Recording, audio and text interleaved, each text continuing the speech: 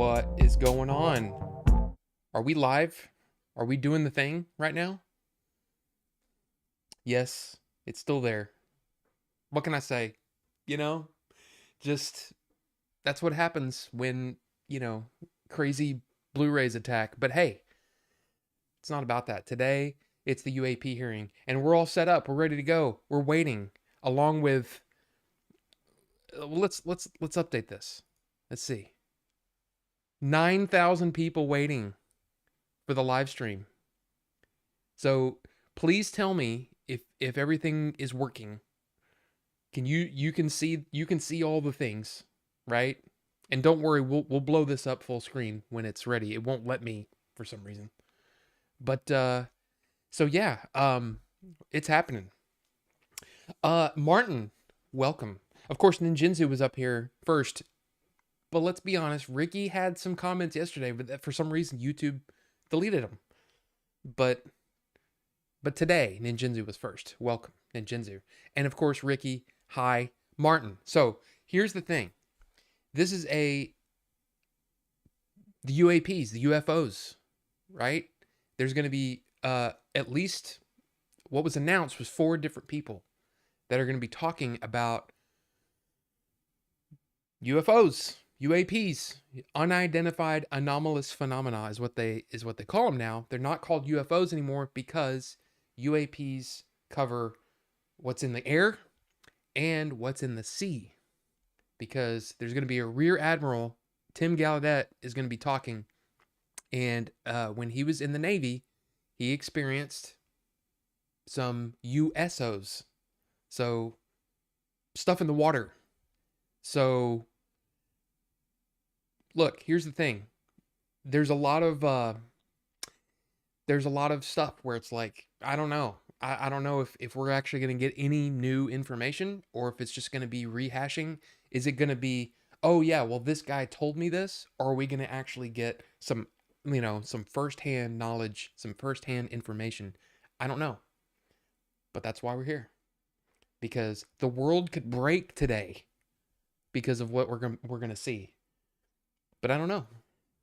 But it's good to see you guys here. I mean, look, I don't expect to have a lot of people over here because, I'm just a small channel and all that. But I figured since there's some of you in the community that you're interested in this stuff. Hey, it could work. It could be a cool thing that we all experience it together. Now, let me just preface this all by saying I'm not going to be sitting here commenting on everything that people say, right? I'm not going to be talking over people because I want to hear this. I know you want to hear this. So I'm going to be stepped back. You're going to see, like I said, you're going to see me here in the corner, but I'm not going to be talking unless there's something for me to really talk about that's important. Or, you know what I mean? I don't want to talk over people. So yeah, it's going to be a thing. Now, if we need to look something up, I'm prepared. We'll do this. Oh, look, it updated. We'll begin shortly. So we're getting close. But if we need to look something up, we can do it right here. If I need to look up a person or something that that they're talking about that nobody knows who they're talking about, we can look it up. So it's gonna be it should be this. Look, hey, this is hopefully it's cool. Now I will also mention that Christian Harloff, who does the Down to Earth Daily show, he's also streaming this right now. So it might be a thing where you might want to check that out too. Or instead, I mean, I'm not the boss of you. You can do what you want. But I'm excited. I wish I wasn't injured by a Blu-ray. But hey, we roll with it. I've got snacks. I've got Kleenex in case I need it. I've got vapes. I've got this if I want to not vape. I've got tea. Dude, I'm ready. I'm ready. But I will also say that if I just happen to leave, it may be because I need to use the restroom or something. But hey, it's all right. Aliens, yes.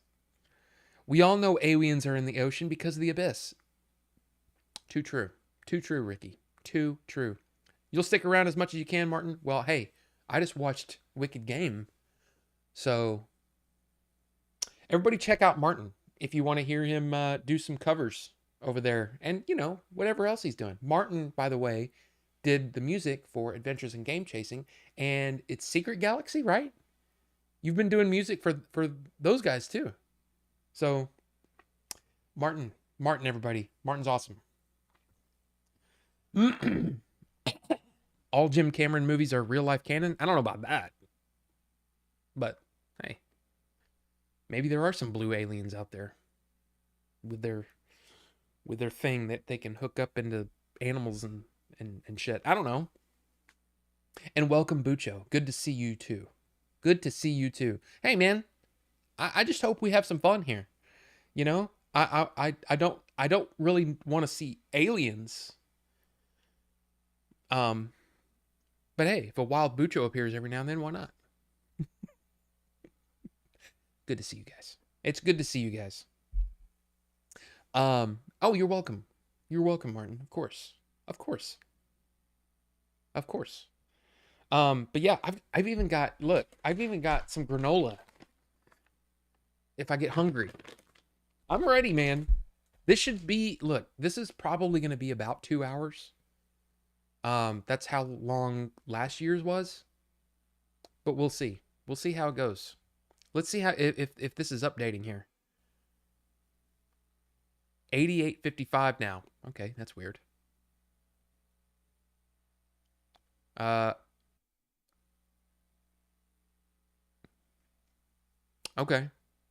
Oh, I can make it full screen now. Well, then there you go. This is how it will look. So, we should be good. We should be good. And let me click this so I can, okay. Yeah. That should be good, right? Have me in the corner over here, kind of looking up at all the stuff going on. Yeah, that works. What I'm really worried about is audio. I just want the audio to be good, and I don't want it to be too loud and all that kind of stuff. You know what I mean?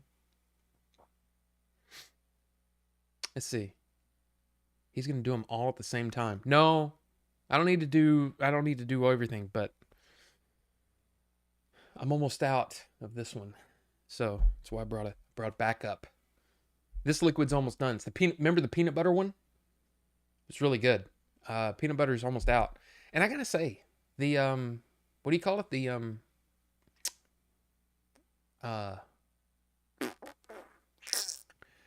bottled violence, not as great. But I'm gonna start a poll here.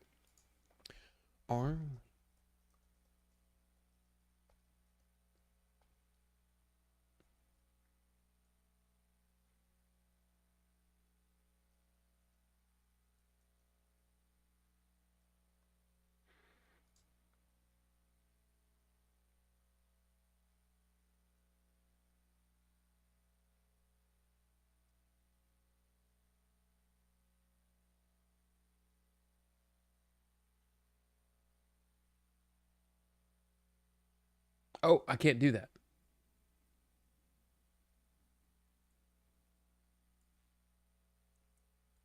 That's too long. All right, here's the poll. Are we going to learn anything new today? Yes, it's going to be amazing. Maybe some tidbits. Or, nah, big box of nothing. So, hey, we can look at the poll at the end and see if we actually learn anything. When is Bucho going to come here with Leon so we could all have barbecue?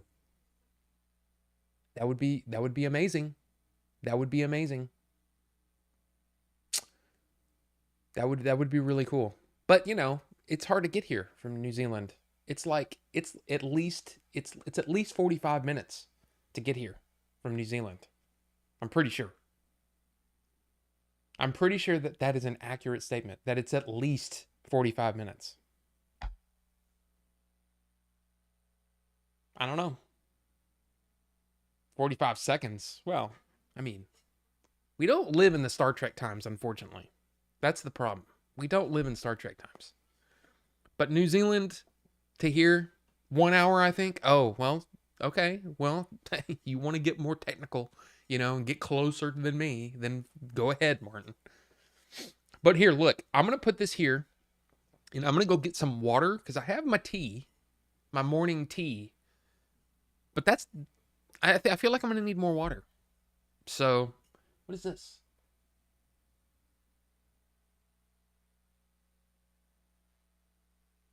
Oh. It's a message. 10 minutes. 10 minutes? I don't know. Carbonite, welcome. Good to see you. And again, I'm going to be very, very subdued, more quiet. I'm going to let the thing happen. I will comment if needed, but for the most part, I'm just going to mute myself and we're going to watch this and I'll be in chat with you and all that kind of stuff. I don't want to miss anything and I don't want you to miss anything. So, but I'll be right back. I'm going to get some water. I'll be right back.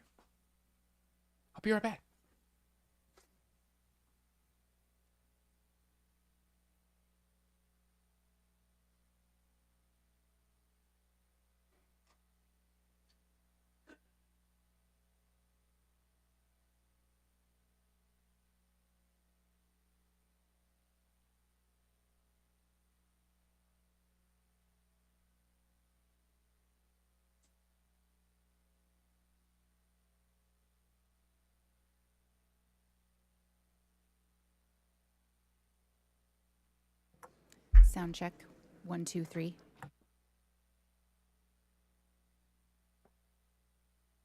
Did I hear things?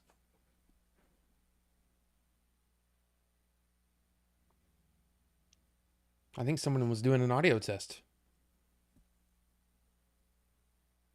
As soon as my hovercraft is back from the shop, I'll be on my way. Well, hurry up, Bucho. Get here. So far, maybe some tidbits is winning.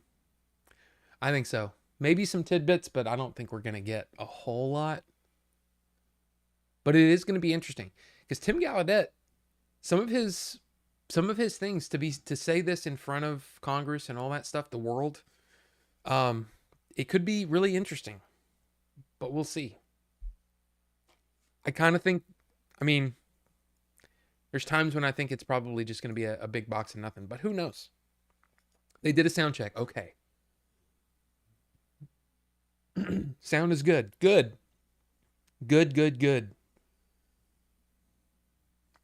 Just want to make sure everything's okay. Because, OBS with Mac has challenges. But according to that time up there, we have 30 seconds. So, guys, before this starts, I just want to say I appreciate you being here. And I hope we survive this. Hey. Yeah. And the planes are flying over today. I say tonight. It's today. It's going to be interesting. Come on, give us some good stuff. All right, it's 11:30. Let's go. We got confirmation that someone at the hearing can count to 3. That's important. That's very important. Oh, Carbonite says we're going to learn so much stuff today that even Bucho will become a believer. The thing is, I want to believe really bad. But more than that, I want to know. I want to know that this is real. I don't want to just believe it. I want to know. I want to see proof. That's what I want. I want proof. Will we get proof today? I don't know. I don't know if it's going to be a thing. But that's the thing. That's the difference. I don't want to just believe it. I want to know. So, I guess we'll see. I guess we'll see what happens. You guys are a minute late, and I'm disappointed in our government. Look, you said 11:30. It's now 11:31. Where the hell are you guys? You're with me, Martin? Good. And here's the thing. Hopefully, this will be so big that we'll just have to start doing Chasing the Unknown stuff again. That would be nice, right? That would be nice. I want to do that again. Well, I say again. I've never really done it with the guy, as far as filming anything with the guys with Chasing the Unknown. But I want to get that going. Let's do it. Let's do it. Great stream to listen to while working. Well, Ninjinzu, I hope you enjoy it. And it's good to see you. I don't know, man. I'm hoping for the best, but I'm also preparing for the possibility of it being a big nothing. So, chase these nuts. And hashtag but for anybody out there, I don't know. For those of you, there's probably nobody new watching this, but if you are new, that's a thing that it's just, when I say, oh, your butt, I don't say just butt, I just say butt. So there you go. That's what happens over on Order 42. You just get weird stuff sometimes. But that's okay. That's okay. Come on now. Come on. Let's go. I should go to these hearings only about an hour away. Well, I don't know about like this hearing. I know there were some people that were able to get into it, but then there was a lot of people that weren't. Like Square Painter. I wonder if Square Painter's there today. I don't know. I actually should have reached out to him, but I didn't. For some reason, it just completely slipped my mind. But remember, Square Painter was on this here channel. We were talking about all this UAP stuff. I'm wondering if he's there today, because he was at the first hearing. He was there. So I wonder if he's there today. I guess we'll find out. Might see him there in the background. Real Proto Mike, welcome. Not everybody gets inside. Yeah, it's gonna be, I don't know, man. Seriously, this has been consuming my thoughts a lot, like the last week, going, I wonder what we're gonna find out. I wonder what we're gonna see. Are we gonna see anything? Is it just gonna be a bunch of people talking about, oh, well, this guy told me this? Well, we've heard that stuff before. I don't know if you can hear that as I'm talking. Can you hear the jet noise? Yeah.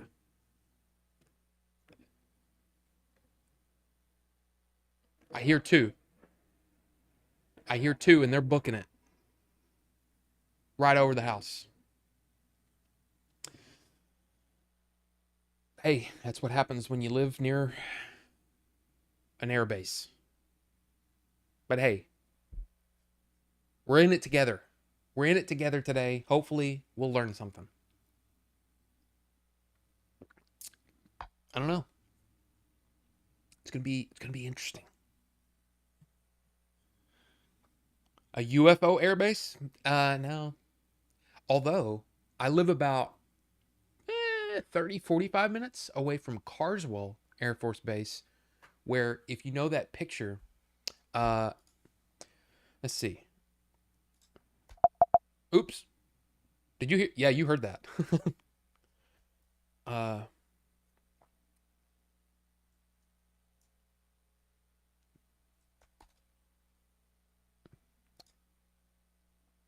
These pic. Oh, I gotta do it this way because it's not set up.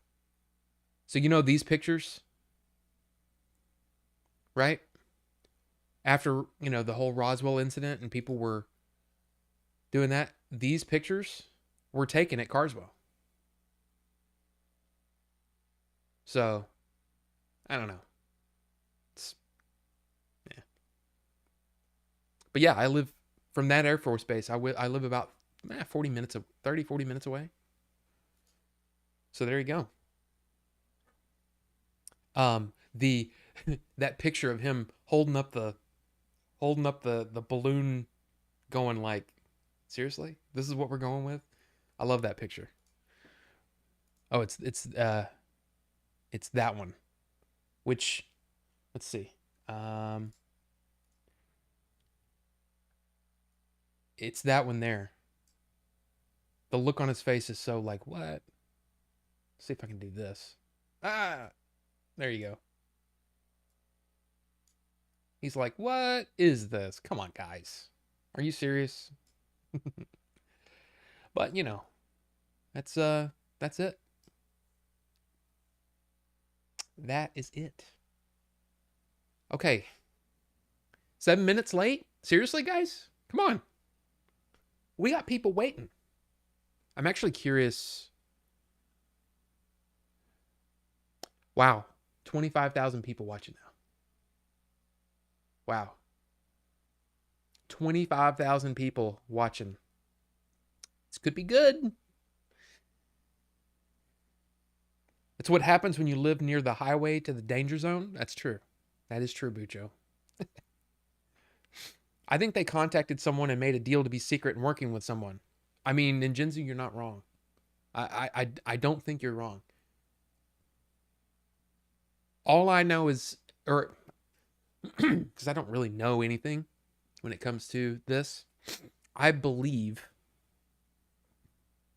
that our government knows more than they're saying. And it could be because of, there's so many reasons why, you keep this secret, right? National security. It could be. Good morning. This joint hearing of the Subcommittee on Cybersecurity, Information Technology, and Government Innovation and the Subcommittee on National Security, the Border, and Foreign Affairs will come to order. Good morning and welcome, everyone. Without objection, the chair may declare a recess at any time, and I recognize myself for the purpose of making an opening statement right now. Good morning and welcome to today's historic hearing, which I'm co-chairing with Mr. Grothman, whose subcommittee held an important hearing on this topic last year. I want to thank my colleagues on the Oversight Committee, including Mr. Burchett, Mr. Burleson, Ms. Luna, Mr. Moskowitz, Mr. Garcia, for their relentless drive to get answers on UAPs. They've been steadfast in demanding transparency on the sightings reported by military pilots and armed forces. Their commitment to digging for the truth is exactly what this country needs to cut through the secrecy surrounding this issue. And many high-ranking individuals in the military and intelligence communities believe UAPs demand greater attention, and thus the purpose for this hearing today. Former National Security Advisor H.R. McMaster said on Bill Maher's program that, quote, there are phenomena that have been witnessed by multiple people that are just inexplicable by the science available to us. Army Colonel Carl Nell, a member of the federal government UAP task force, said at a conference this past May that non-human intelligence exists, non-human intelligence has been interacting with humanity. This interaction is not new, and it's been ongoing, and there are unelected people in the government that are aware of that. But UAPs remain a controversial topic. I'm not going to name names, but there are certain individuals who didn't want this hearing to happen because they feared what might be disclosed. But we stood firm. No amount of outside pressure would ever keep me from pursuing a subject to ground, come hell or high water. On that score, I want to thank our witnesses for being here. We have before us a panel of individuals accomplished in the military, in civilian government, in science, and in journalism. Some of the testimony you will hear them deliver today does not reflect well on influential individuals and agencies within the U.S. federal government and perhaps some of our contractors. It's never easy to present such information publicly, so I appreciate our witnesses voluntarily agreeing to being here today. This hearing is intended to help Congress and the American people to learn the extent of the programs and activities our government has engaged in with respect to UAPs and what knowledge it has yielded. This includes, of course, any knowledge of extraterrestrial life or technology of non-human origin. If government-funded research on UAPs has not yielded any useful knowledge, we also need to know those facts. Taxpayers deserve to know how much has it been invested, how much has been spent. They shouldn't be kept in the dark to spare the Pentagon a little bit of embarrassment. The reality is, despite their enormous taxpayer-funded budgets, the transparency of the Defense Department and the intelligence community have long been abysmal. The Pentagon has failed 6 consecutive audits. In fact, it's never actually passed one. Adding to this is a runaway overclassification of documents and materials, a reluctance to declassify materials when appropriate, and at times an outright refusal to share critical information with Congress. In short, it's not a track record that instills trust. So Congress has tried in recent years to lift the veil and find out if information about UAPs is being withheld, not only from the American public, but also from their elected representatives in Congress. Part of the transparency effort was legislation created in the Pentagon, the All-Domain Anomaly Resolution Office, or AARO, but the new office is struggling to get its footing. A recent statutorily required report from AARO, intended to illuminate the government's historic assessment of UAPs, was heavily criticized by those seeking UAP transparency. The report has stoked suspicions AARO is unable, or perhaps unwilling, to bring forward the truth about the government's activities concerning UAPs. I'm disturbed that AARO itself lacks transparency. Even its budget is kept from the public. So if there is no there, then why are we spending money on it, and by how much? Why the secrecy if it's really no big deal and there's nothing there? Why hide it from the American people? Because I'm not a mathematician, but I can tell you that doesn't add up. I expect some of our witnesses to share their views on that AARO report. We will also hear from the witnesses today allegations of UAP-related misinformation and disinformation by government officials, of which they are personally aware and directly experienced. And we will hear testimony today concerning recent revelations about a purportedly secret UAP program whose existence and findings may have been improperly withheld from Congress. But before we get to the witnesses, we're going to have a few more opening statements from our colleagues. And one thing I wanted to add at the end of my closing statement is there is a document that will be entered into the congressional record today. Mr. Tim Burchett from Tennessee has this document, and we just distributed it to every member up here on the dais of this document. But this is going to be the original document from the Pentagon about Immaculate Constellation that Michael Shellenberger delivered to Congress today. So thank you, Mr. Shellenberger, for this information. We are all reading it in real time now, and Mr. Burchett will enter it into the record. But 12 pages about this unacknowledged special access program that your government says does not exist. So with that, I would acknowledge my colleagues, Mr. Garcia. I want to say, first of all, to Mr. Connolly, who cannot be here today, the ranking member on my subcommittee on cybersecurity, I want to say that I was greatly saddened to hear about the recent news of Mr. Connolly's cancer diagnosis, and I want to convey to him and to all of our colleagues, we wish our very best to you and a full and speedy recovery. And with that, I would acknowledge Mr. Garcia for 5 minutes. Thank you. Thank you very much, Chairwoman. And I want to thank the Chairwoman and the Chairman both for their continued support and really treating this discussion and these hearings in a way that's bipartisan. I think one thing that's very important for all of us that are interested in the conversation around UAPs is that this is an area that both Republicans and Democrats, where we may disagree in a lot of other spaces, this is an area where bipartisanship is really important. And in fact, I would add it's critical that we all continue to work together in a way that moves forward with the truth and important disclosure. So we're here to have a bipartisan and serious conversation, I believe, about our national security. We should always ground these conversations in facts, evidence, and the data in front of us. I want to note that we have our witnesses here, and I want to thank you all for being here, and note that also amongst you have folks that have also served us in our military. And I know that for many of you, this has been a difficult process, but I'm very grateful to have you with us today, and I thank you for joining us.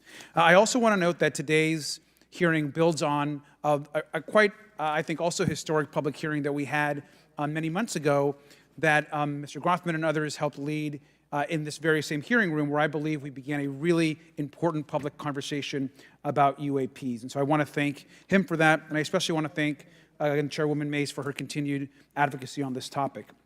I also want to start with some facts. We know that there are objects or phenomena observed in our airspace, as our witnesses will testify, and also possibly in our oceans. In many cases, we don't know what they are, and this is, of course, why we're discussing UAPs. Now, the All-Domain Anomaly Resolution Office, AARO, has reported hundreds of UAPs that remain, quote, uncharacterized and unattributed, and which, quote, appear to have demonstrated unusual flight characteristics or performance capabilities and require further analysis. This is our own AARO office. Now, we shouldn't prejudge what they might be. I'm certainly not going to. We need evidence. But what we are detecting things, and we know that we don't understand them, and this is worth investigating. Now, the American people have legitimate questions, and I believe it's critical that Congress should help address them. This is about the truth and science and facts. Now, transparency and faith in our institutions is vital in a good democracy. Now, I'm proud to say that this hearing will build on that important bipartisan work, and I want to thank everyone for being involved, including members of our committee. Now, in our last hearing in July, we heard testimony that a significant number of pilots of major airlines have witnessed UAPs as well, but have no real confidential way of reporting them to the government. We heard that commercial pilots who encounter UAPs may be hesitant to speak openly due to stigma or fear of retaliation. We also know that AARO has reported that, and I want to quote, that most reports still reflect a bias towards restricted military airspace, a result of reporting from military personnel and sensors present in such areas. And so the lack of ability for civilian pilots raises real safety concerns and limits our ability to understand UAPs. This is a particular piece of this conversation that I am very interested in. Now, our last hearing inspired us to introduce the Safe Airspace for Americans Act, joined by Chairman Grothman, Chairwoman Mace, and a bipartisan group of co-sponsors. I see some of our leaders from Safe Airspace for Americans Act here, and that would create a safe reporting for UAP process, which we want to continue to do. Now, members of both parties and senior officials in multiple administrations have now taken an interest in this issue.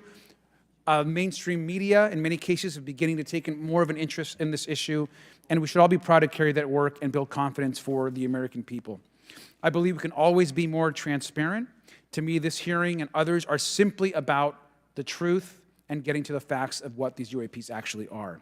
It's very important that we show that Democrats and Republicans in Congress can work together to cut through misinformation and look for a serious and thoughtful way to have the discussion in public. Many of us have also called for additional public hearings to discuss UAPs. This should be a topic that continues on throughout the Congress so that we can gather more information, data, and work with the relevant agencies to gather more information. Finally, I just want to add that those that are here on this dais, many of us have participated also in classified briefings as well, and where we have also gained a lot of important, I think, and interesting information, at least I personally have. And so with that information, we want to continue today's hearing, and I thank all of our witnesses for being here. And with that, I'd like to yield back. Thank you, Mr. Garcia, and I'd now like to recognize Mr. Grothman for a 5-minute introduction. Thank you. Good morning. I'd like to thank our witnesses for being here one more time. This is a topic I've been interested in since 8th grade. I'd like to thank Ms. Mace for working with me on this topic and for making this a joint subcommittee hearing.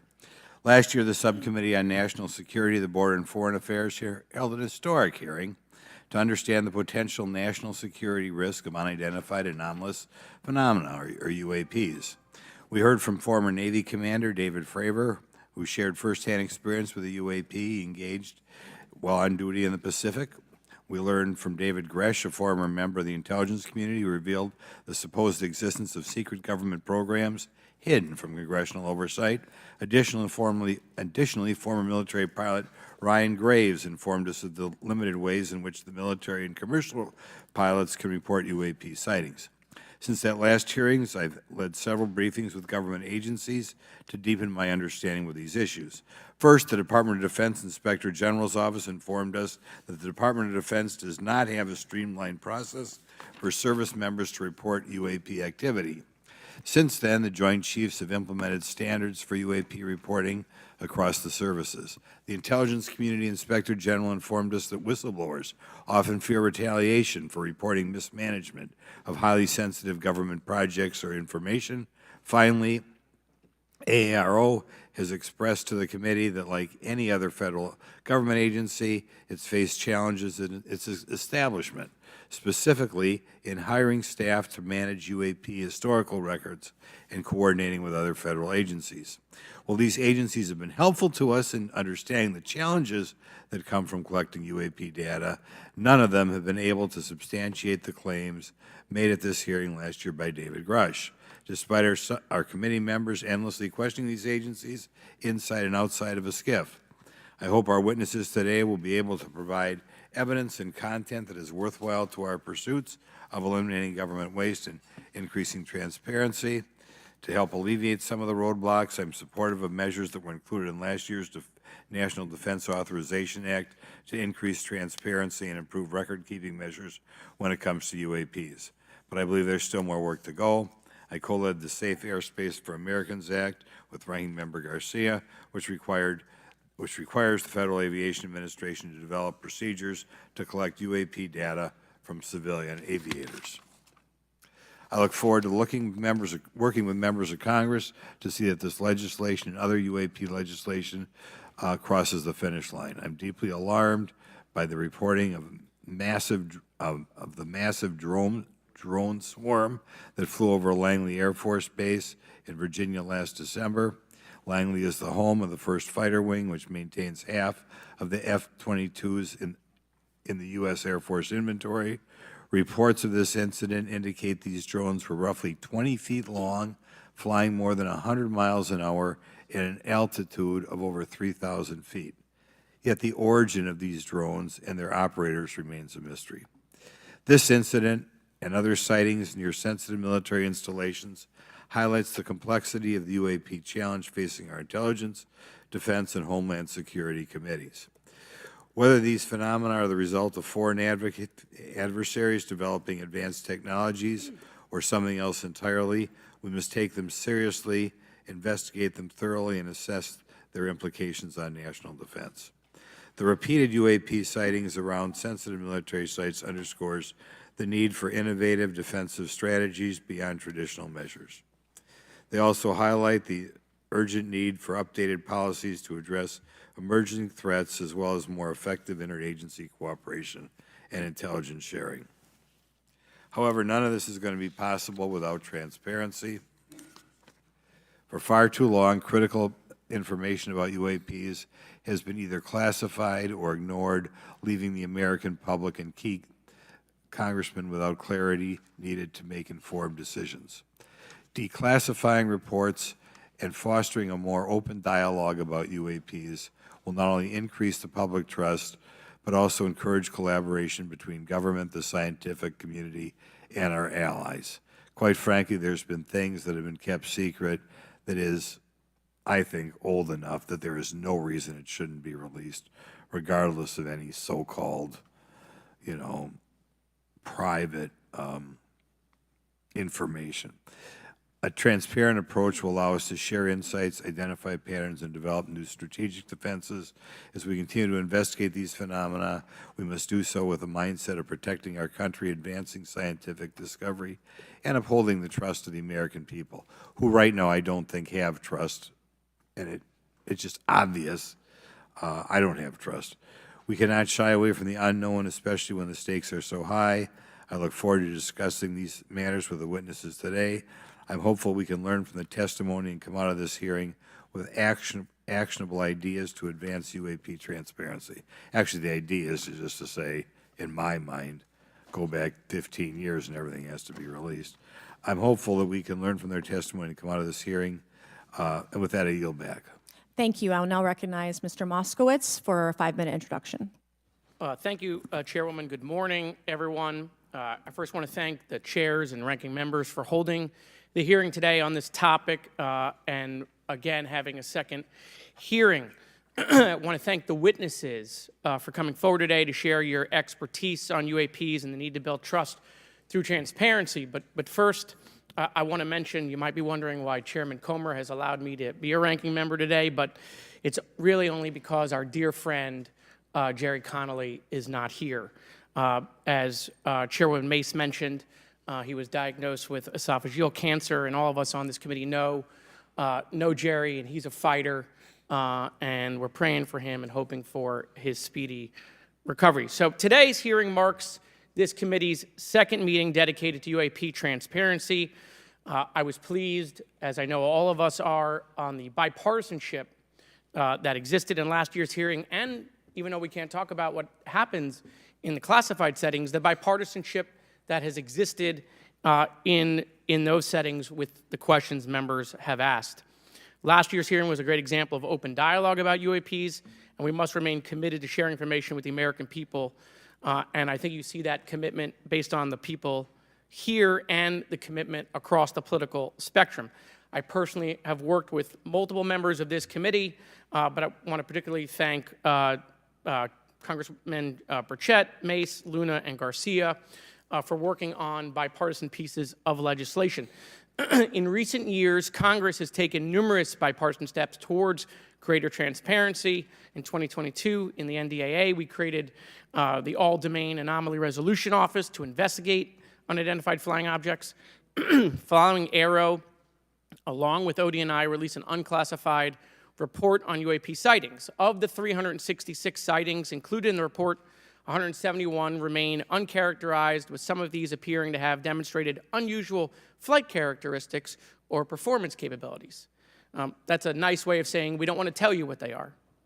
In March, Aero revealed a report on the historical record of U.S. government involvement with UAPs, which covered investigatory efforts going back from 1945 to the present day. Earlier this year, I joined Congressman Burchett to introduce the UAP Transparency Act, which would require the declassification of all documents related to UAPs with many other members of this committee. In fiscal year 2024, the NDAA required the National Archives and Records Administration to establish the Unidentified Anonymous Phenomena Records Collection. This collection will include digital copies of all unidentified UAP records that can be publicly disclosed. This commitment in transparency is vitally important, and unnecessary overclassification has led to a void of information, which has allowed theories over the decades to foster. When the American people and members of Congress ask, are reports of UAPs credible, we're met with stonewalling. We're met with responses of, I can't tell you. And in fact, we're met with people not wanting us to have hearings. We're met with people not wanting us to ask you questions. In fact, many of us were told not to ask some of you certain questions on certain topics. In a time of heightened distrust of our government institutions, I believe more transparency is not only needed, but is possible.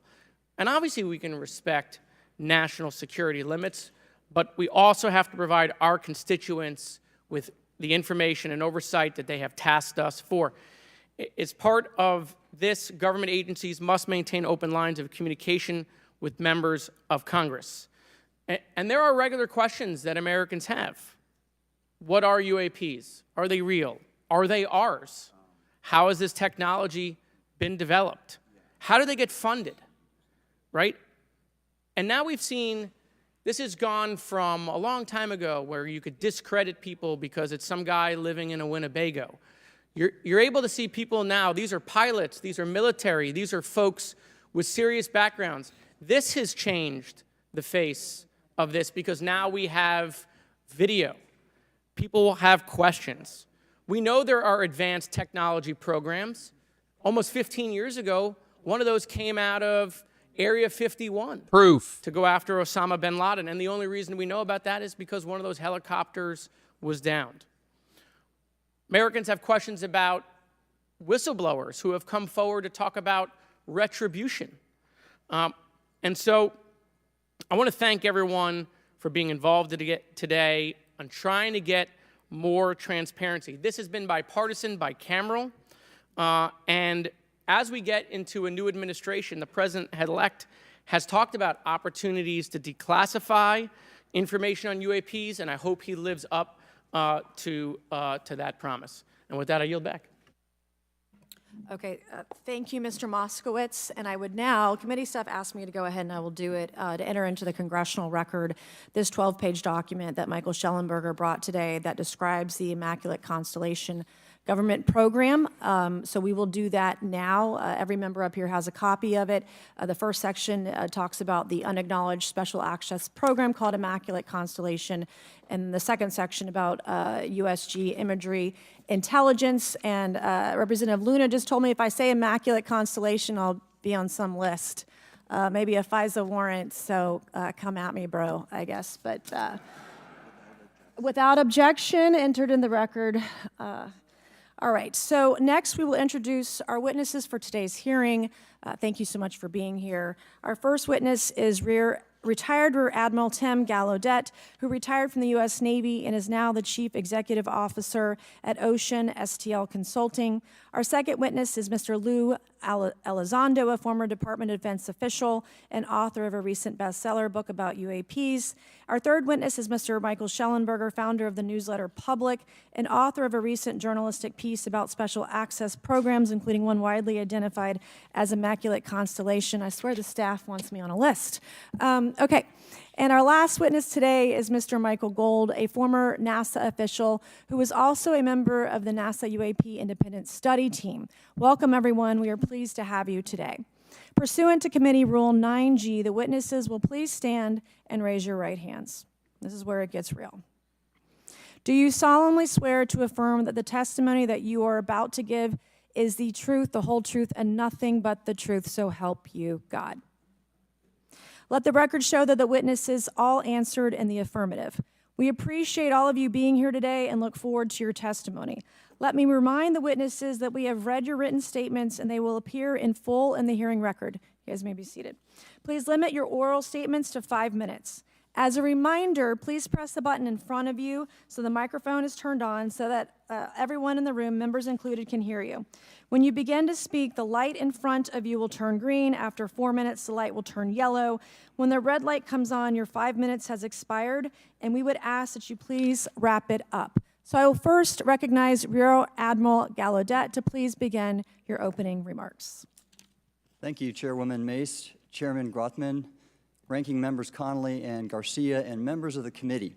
Thank you for this opportunity to testify today regarding unidentified anomalous phenomena, or UAP. Confirmation that UAPs are real came to me in January of 2015 when I was serving as the commander of the Navy Meteorology and Oceanography Command. At the time, my personnel were participating in a pre-deployment naval exercise off the U.S. East Coast. It included the USS Theodore Roosevelt Carrier Strike Group, and this exercise was overseen by the United States Fleet Forces Command, led by a 4-star admiral who at the time was also my superior officer. During this exercise, I received an email on the Navy's secure network from the operations officer of U.S. Fleet Forces Command. The email was addressed to all the subordinate commanders, and the subject line read in all capital letters, "Urgent Safety of Flight Issue." The text of the email was brief but alarming, with words to the effect, "If any of you know what these are, tell me ASAP. We are having multiple near mid-air collisions, and if we do not resolve this soon, we are going to have to shut down the exercise." Attached to the email is what is now known as the Go Fast video, captured on the forward-looking infrared sensor of one of the Navy F-A-18 aircraft participating in the exercise. The now declassified video showed an unidentified object exhibiting flight and structural characteristics unlike anything in our arsenal. The implication of the email was clear. The author was asking whether any of the recipients were aware of classified technology demonstrations that could explain these objects. Because the DoD policy is to rigorously deconflict such demonstrations with live exercises, I was confident this was not the case. The very next day, that email disappeared from my account and those of the other recipients without explanation. Moreover, the commander of Fleet Forces Command and the operations officer never discussed the subject. Even during weekly meetings specifically designed to address issues affecting exercises like the one in which the Theodore Roosevelt Strike Group was participating. This lack of follow-up was very concerning to me. As the Navy's chief meteorologist at the time, I was responsible for reducing safety of flight risks. Yet it appeared to me that no one at the flag officer level was addressing the safety risk posed by UAPs. Instead, pilots were left to mitigate these threats on their own without guidance or support. I concluded that the UAP information must have been classified within a special access program managed by an intelligence agency. That is a compartmented program that even senior officials, including myself, were not read into. Last year's UAP hearing before this Oversight Committee confirmed that UAP-related information is being withheld from senior officials and members of Congress. And just this week, I learned from former DoD official Chris Mellon that satellite imagery of UAP from a few years ago still has not been shared with Congress. Equally concerning, last year's UAP hearing also revealed that elements of the government are engaged in a disinformation campaign to include personal attacks designed to discredit UAP whistleblowers. Having never signed a non-disclosure agreement regarding UAPs, and now as a private citizen, I've become an advocate for greater UAP transparency from the government. The continued overclassification surrounding UAPs has not only hindered our ability to effectively address these phenomena, but has also eroded trust in our institutions.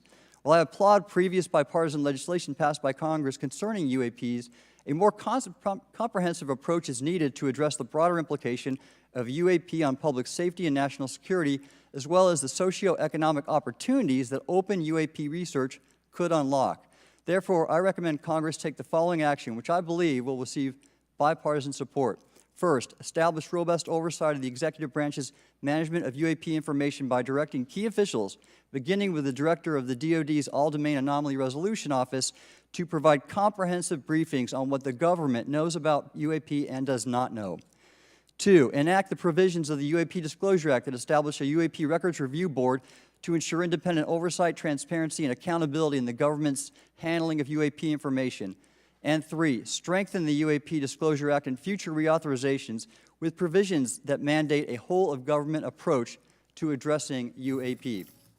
In closing, I will share my personal reasons for speaking out on this topic.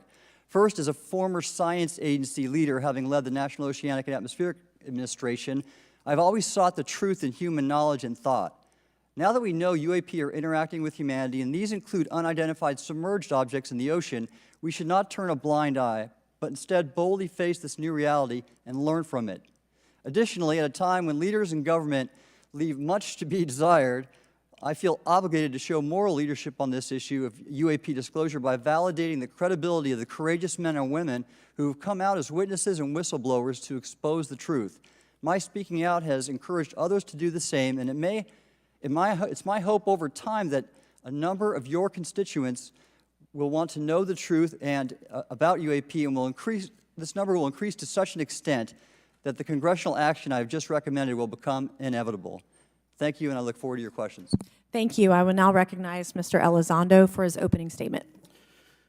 Greetings, Chairwoman Mace, Chairman Grothman, Ranking Members Connolly and Garcia, and members of the committee.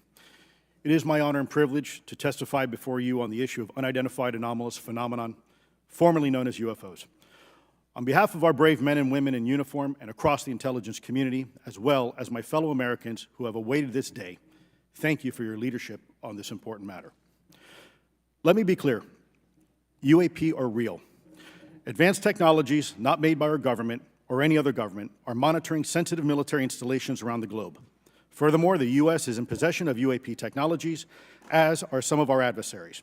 I believe we are in the midst of a multi-decade secretive arms race, one funded by misallocated taxpayer dollars and hidden from our elected representatives and oversight bodies. For many years, I was entrusted with protecting some of our nation's most sensitive programs. In my last position, I managed a special access program on behalf of the White House and the National Security Council. As such, I appreciate the need to protect certain sensitive intelligence and military information. I consider my oath to protect secrets as sacred, and I will always put the safety of the American people first. With that said, I also understand the consequences of excessive secrecy and stovepiping. Nowhere was this more apparent than in the aftermath of 9/11, which many of us remember all too well. I believe that America's greatness depends on three elements: A, a watchful Congress, B, a responsive executive branch, and C, an informed public. Over the last decade and a half, I learned that certain UAP programs were and are operating without any of these elements. Although much of my government work on the UAP subject still remains classified, excessive secrecy has led to grave misdeeds against loyal civil servants, military personnel, and the public, all to hide the fact that we are not alone in the cosmos. A small cadre within our own government involved in the UAP topic has created a culture of suppression and intimidation that I've personally been victim to, along with many of my former colleagues. This includes unwarranted criminal investigations, harassment, and efforts to destroy one's credibility. Most Americans would be shocked to learn that the Pentagon's very own Public Affairs Office openly employs a professional psychological operations officer as the singular point of contact for any UAP-related inquiries from citizens and the media. This is unacceptable. Many of my former colleagues and I have provided classified testimony to both the Department of Defense and the Intelligence Community Inspector General, and many of us have subsequently been targeted by this cabal with threats to our careers, our security clearances, and even our lives. This is not hyperbole, but a genuine fact, and this is wrong. To fix these problems, I propose 3 principal actions.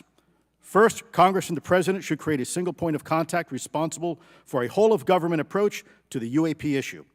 Currently, the White House, CIA, NASA, the Pentagon, Department of Energy, and others play a role, but no one seems to be in charge, leading to unchecked power and corruption. Second, we need a national UAP strategy that will promote transparency and help restore the American public's trust at a time when the public's trust is at an all-time low. This strategy should include a whole-of-government approach, including the academic and scientific communities, the private sector, and our international partners and allies. Third, Congress should create a protected environment so whistleblowers desperate to do the right thing can come forward without fear. As it currently stands, these whistleblowers suffer because of stigma, a code of silence, and concerns about retaliation. These whistleblowers should be encouraged to come forward in ways that protect them against any forms of retaliation.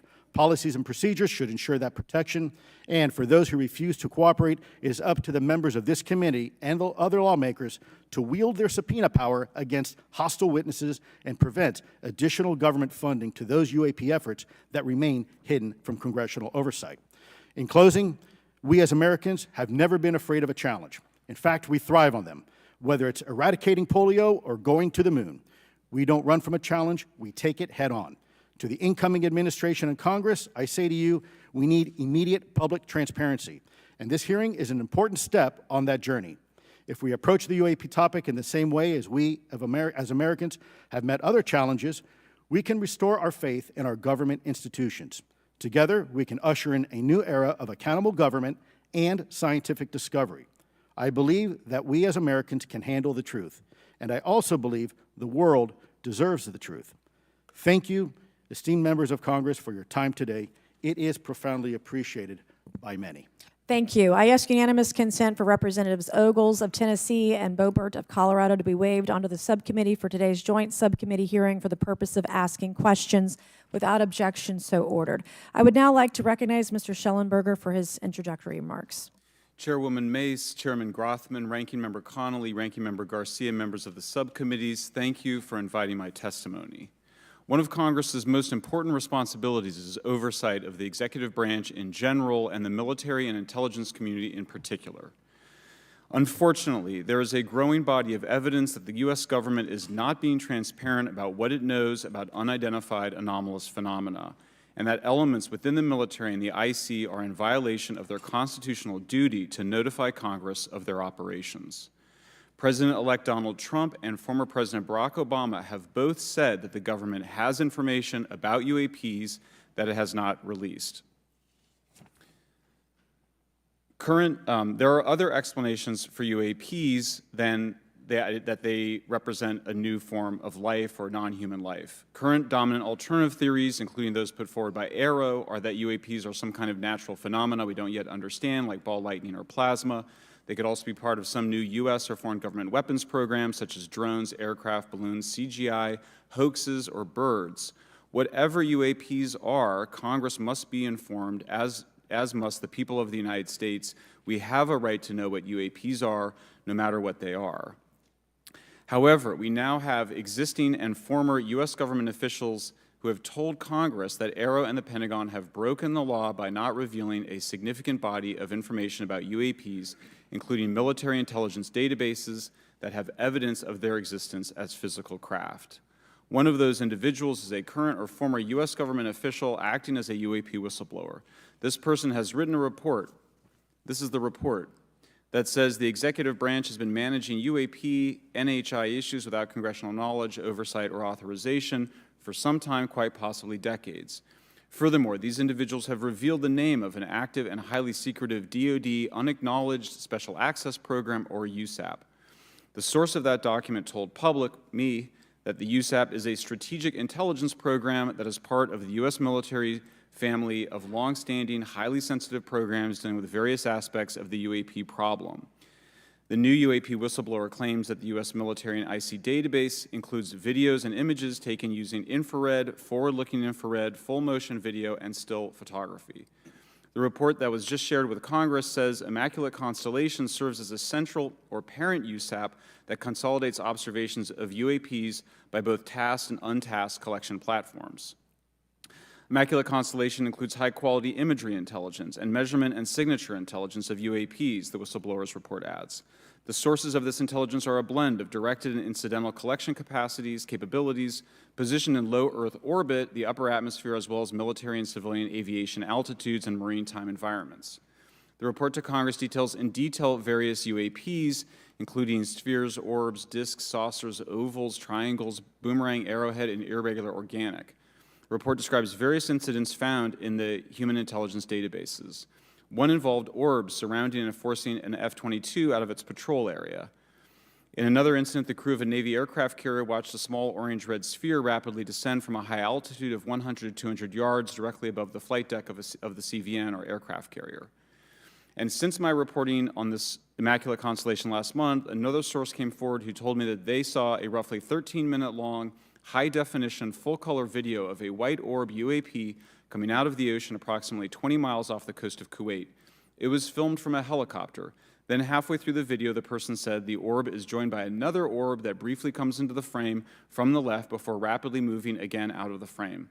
The person discovered the video on SIPR, the Secure Internet Protocol Router Network, which the DoD uses to transmit classified information. A leading UAP researcher who utilizes the Freedom of Information Act to find out what the government knows, John Greenwald, told me last year that the U.S. government had been increasingly denying his requests for UAP information. He has been doing FOIA requests for 27 years and has an archive of 3 million pages. The government has for decades denied any interest in UFOs, he told me, but the documents that he has assembled show that behind the scenes it was a completely different story. Contrary to the hopes of many advocates of transparency, the government has been restricting more information since the leak of 3 UAP videos in 2017. The DoD organization AARO has been labeling many documents with a B7 exemption, which Greenwald says does not make any sense. They're stating that anything AARO does is involved in law enforcement investigation, which allows AARO to not release it. Greenwald says that the DoD has denied the existence of a UAP and ATIP-related records on multiple occasions, only to acknowledge them after an appeal was filed. He added that the Naval Air Systems Command in March 2022 stated they found no additional UAP videos. It seemed strange that they had 3, and only those 3, but other requests had been filed by the Black Vault, that's John Greenwald's group, to seek out more places UAPs might be hiding. Then, in September 2022, the Navy admitted that the UAP-related videos and photographs existed, but denied the request in full for their release, saying that the requested videos contain sensitive information that are classified and exempt from disclosure. The DoD will deny things on a Monday and then admit to it on a Friday, said Greenwald. He said the government can and does release videos that protect secret methods of capturing it. They fall back on the sensitive platform excuse a lot, he said. However, the on-screen information can be blurred and scrubbed. The metadata can be removed. I'll show you this example here. This is a presentation from the UATP task force. This is completely absurd. It's nuts, this level of censorship, of redaction on a document. It shows the redaction of how many reports they've collected, for how many years. 2 of the 3 potential explanations are blacked out. The Pentagon, the intelligence community is treating us like children. It's time for us to know the truth about this. I think that we can handle it. Thank you very much. Thank you. I would now like to recognize Mr. Gold for 5 minutes. Thank you, Chairwoman Mace, Chairman Groffman, Ranking Members Connolly and Garcia, Representative Moskowitz, and distinguished members of both subcommittees. I'm grateful to all of you, as well as your intrepid staff, for the opportunity to testify, and would like to begin by discussing courage. Courage is what it takes to tackle this topic, and courage in the face of adversity is what I see in front of me, beside me, and behind me. Per my introduction, I am currently the Chief Growth Officer at Redwire Space and have had several leadership positions at NASA. That being said, I want to be clear that I am speaking exclusively on my own behalf and not for Redwire, NASA, or any other organization. However, I am here today to speak out for science. Science requires data, which should be collected without bias or prejudice. Yet, whenever the topic of UAP arises, those who wish to explore the phenomena are often confronted with resistance and ridicule.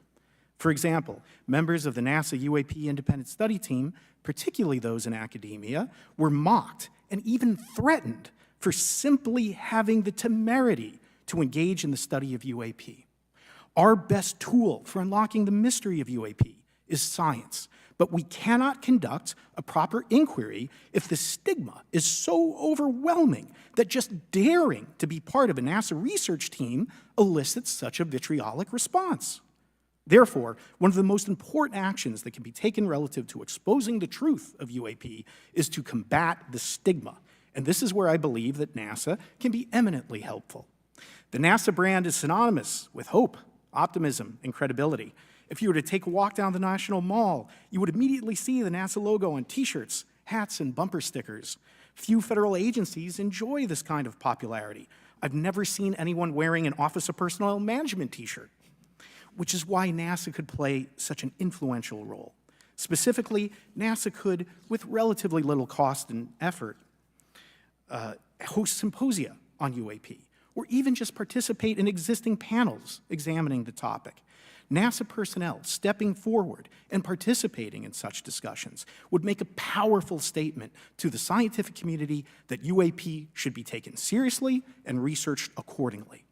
In regard to research, NASA has vast archives, much of which may contain important UAP data. Again, for relatively little cost and effort, NASA could create an AI or ML algorithm that could search the agency's archives for anomalous phenomena. I suspect that such an effort would not only result in information that will help us to understand UAP, but could result in data that will assist in other areas of scientific inquiry, such as anomalous weather or meteorite activity. Beyond its existing archives, NASA could act as a clearinghouse for civilian and commercial UAP data. During my work on the UAP independent study team, it quickly became evident that there is no clear or well-publicized process for civilian pilots to report UAP sightings. The stigma associated with UAP hampers the number of pilots that would report such phenomena, but even for those who overcome the stigma, I believe the current FAA guidance is largely unknown and poorly understood. In order to effectively collect UAP data, the independent study team recommended the use of NASA's Aviation Safety Reporting System, or ASRS. This system, which is administered by NASA and funded by the FAA, provides a confidential means for the reporting of safety violations in a voluntary and non-punitive manner. Over 47 years, the ASRS has collected nearly 2 million reports. ASRS is the perfect tool to collect UAP data, which could then be collated by NASA and shared with the public at large. Leveraging ASRS could create a treasure trove of UAP data, potentially hundreds of thousands of reports, supporting this hearing's goal of exposing the truth. And I'm grateful to our two co-chairs and other members who have already incorporated this idea into proposed legislation. At this hearing, and as others have demonstrated, the UAP issue is justifiably dominated by national security and defense. However, I would urge the subcommittees to keep in mind the numerous ways that NASA and the FAA, as well as commercial activities in the air, in space, and in the water, can generate a massive amount of invaluable data on anomalous phenomena. I cannot help but be excited by the potential for such an endeavor, since scientific discovery is driven by anomalies. It's the existence and study of anomalies that led to the theory of relativity, quantum mechanics, and nearly all of humanity's scientific breakthroughs. This is why the study of UAPs should be embraced, since whatever is occurring, the chance to garner new knowledge should never be ignored. We must be thorough in collecting information, fearless in making conclusions, and open to following the data, no matter how mundane or extraordinary the results may be. I began this testimony by praising the Joint Subcommittee members for their courage, and I will end by echoing that sentiment. As the saying goes, the truth is out there. We just need to be bold enough and brave enough to face it. Thank you. Thank you. Thank you all. I will now recognize myself for 5 minutes of questioning. I have a lot of questions, and I have a lot of witnesses. So I would just ask if it's yes or no to please just tell me yes or no. If it requires more than that, be very succinct, because I would like to go down the line and ask as many questions as possible. So for the Admiral this morning first, former DoD official Chris Mellon reached out to you about satellite imagery from 2017 that depicts a UAP. What were the dates in 2017 when this occurred? I can't share with you the details, ma'am, but I can do it in a closed setting, and I can also tell you the agency that wrote a report on it. Okay, so who has the imagery? I can tell you that in a closed setting. Can you describe what was depicted in the satellite imagery? Just a description. It was a UAP, ma'am. That's it? No other description? The term that the analysts used, they called it the button. It was a disc-shaped object. Okay, where was it? I can't tell you that, ma'am. Okay. All right. Okay, Mr. Elizondo, you state in your testimony that, quote, advanced technologies not by our government or any other government are monitoring sensitive military installations around the globe, end quote. If these technologies are not made by any government, who's making them? Private companies, or are you implying they are crafted by a non-human intelligence? Well, ma'am, that's precisely why we're here. The problem is that, temporally speaking, over decades, not just the last 10 years, to put this in perspective, Are these private companies you're implying, or is this non-human intelligence? It may be both. Okay. When it comes to Blue Force Technologies, I would not be able to discuss Okay. that, ma'am. Are you read into secret UAP crash retrieval programs? We would have to have a conversation in a closed session, ma'am. I signed documentation 3 years ago that restricts my ability to discuss specifically crash retrievals. I submitted for my book through the DOPSR process, which took a year for it to be reviewed. And what is in the book is what I was told I'm allowed to talk about. Has the government conducted secret UAP crash retrieval programs, yes or no? Yes, Okay, were they designed to identify and reverse engineer alien craft, yes or no? yes. Does the U.S. government have any reverse, okay, we already answered that question about retrieval programs. Do any U.S. contractors have the same? I would prefer to address that in a closed session, ma'am. Okay. In your book, you mentioned government employees who've been injured by UAPs, placed on leave, and receiving government compensation for their injuries. Is that correct? That is correct. How can the government deny we have recovered craft if they're paying people because they've been injured by recovered craft? Ma'am, that's a great question. That's why I think we're here again, because I've seen the documentation by the U.S. government for several of these individuals who have sustained injuries as a result of a UAP incident. It's a crazy idea, right? The hypocrisy and the logic. Okay, Mr. Shellenberger, I'm going to say it again to be very clear. Immaculate Constellation. What's its mission and how are they funded?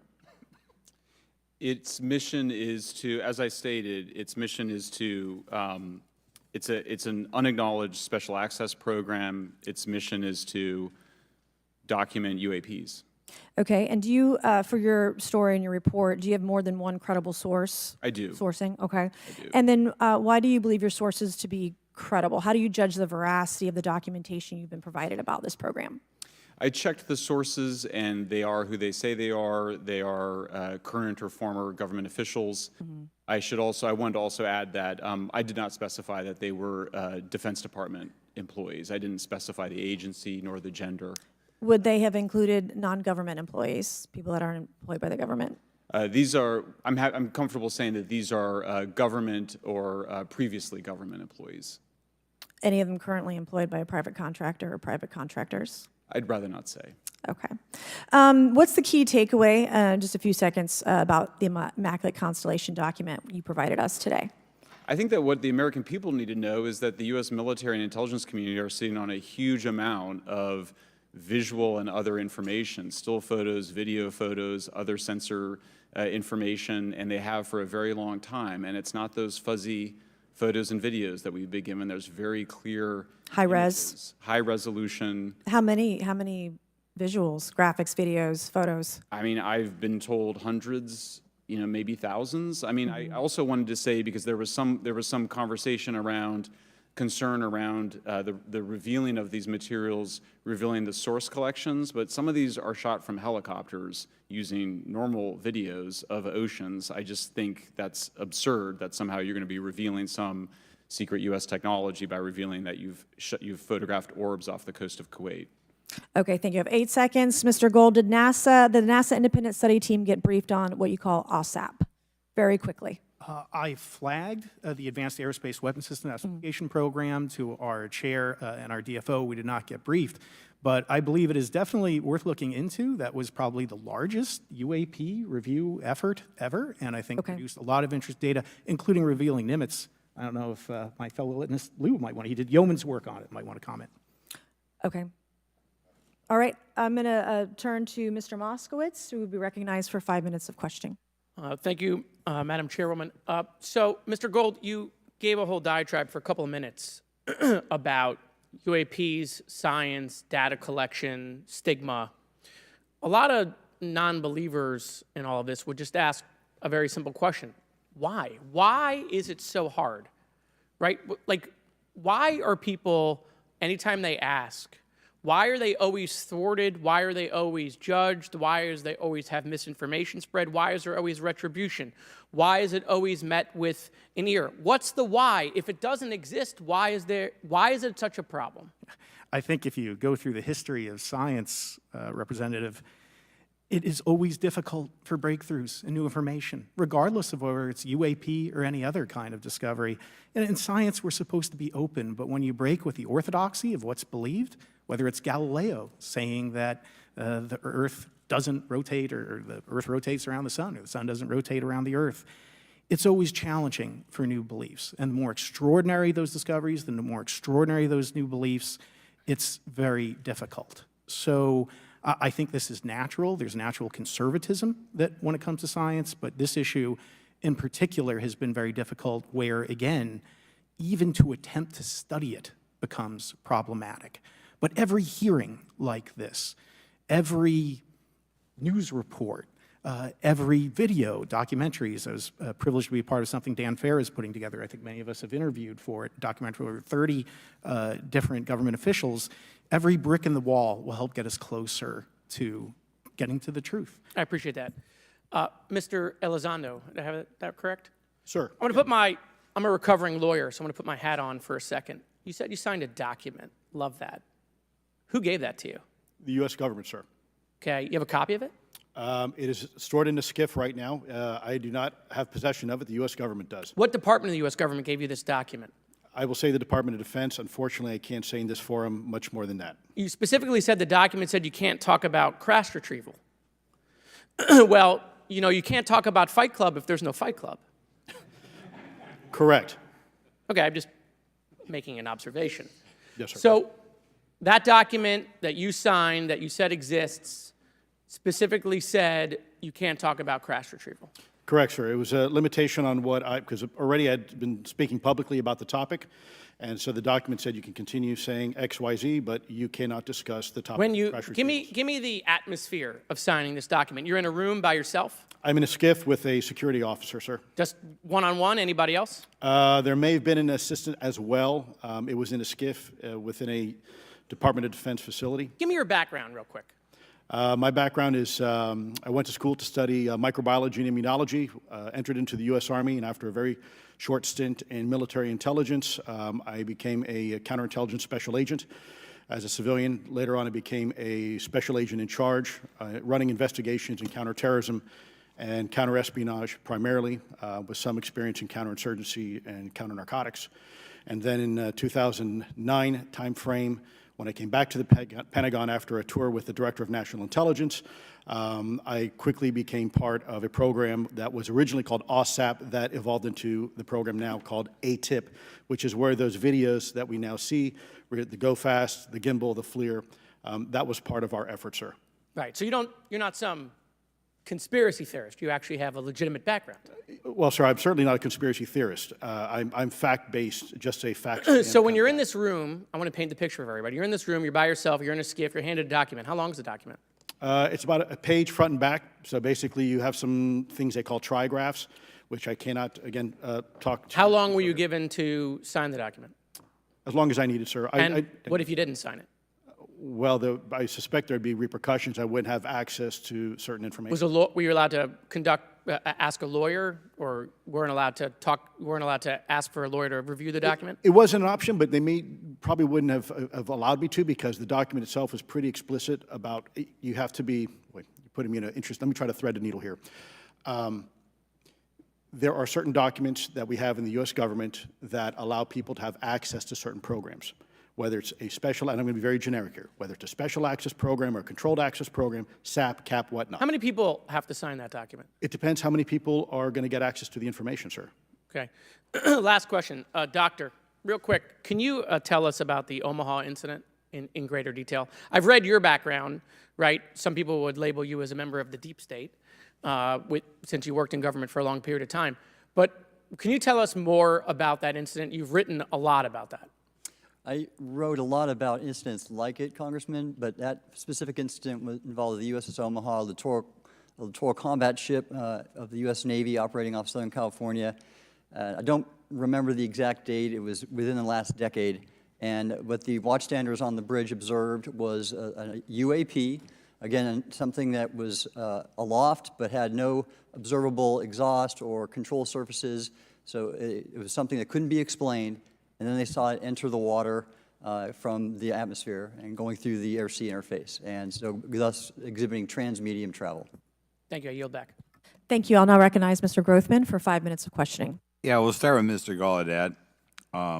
During a previous UAP hearing, Navy Commander David Fravor discussed the TikTok object engaged in 2004. Are you familiar with the incident, the TikTok incident? Yes, sir. That's almost 20 years ago, right? Yes, sir. It's been said there are more videos, documents, and reports related to this incident. Do you believe the information regarding the TikTok incident should be available to all members of Congress? And in your expertise, what reason would the Department of Defense possibly have for not releasing information that's over 20 years old? Thank you, Congressman. I don't think there's any good reason to withhold information and important data, especially of national security concern, from Congress. What would they say? I will speculate, sir, that they don't want to share that kind of information because it reveals weaknesses in our ability to monitor and protect our airspace. Okay. In your written testimony, you claim last year's UAP hearing before this Oversight Committee confirmed that UAP-related information is, well, it's not only being withheld, but that elements of the government are engaging in a disinformation campaign to include personal attacks designed to discredit UAP whistleblowers. Could you elaborate on that statement a little? Yes, sir. Earlier this year, I met with the DoD's All-Domain Anomaly Resolution Office, and what I thought would be a 90-minute meeting just to meet with leadership turned out to be an hours-long influence operation on me, where they attempted to convince me of the validity of the very flawed and error-ridden historical records report. In addition, they tried to have me question very valid UAP reports like the Tic Tac incident, and even coming to stating possibly that the Tic Tac was American technology. And then, of course, if you ask David Fravor or Alex Dietrich, the two witnesses, they were convinced it was otherwise. And then, and they also cast discredit on various UAP whistleblowers and witnesses to question their validity and credibility as witnesses. Okay. We'll go to Mr. Elizondo. Hope I got that right, or not at least Close not enough, that sir. right. You're familiar with the recent drone incursion over Langley Air Force Base? Yes, sir. The owners of these drones remain unclear.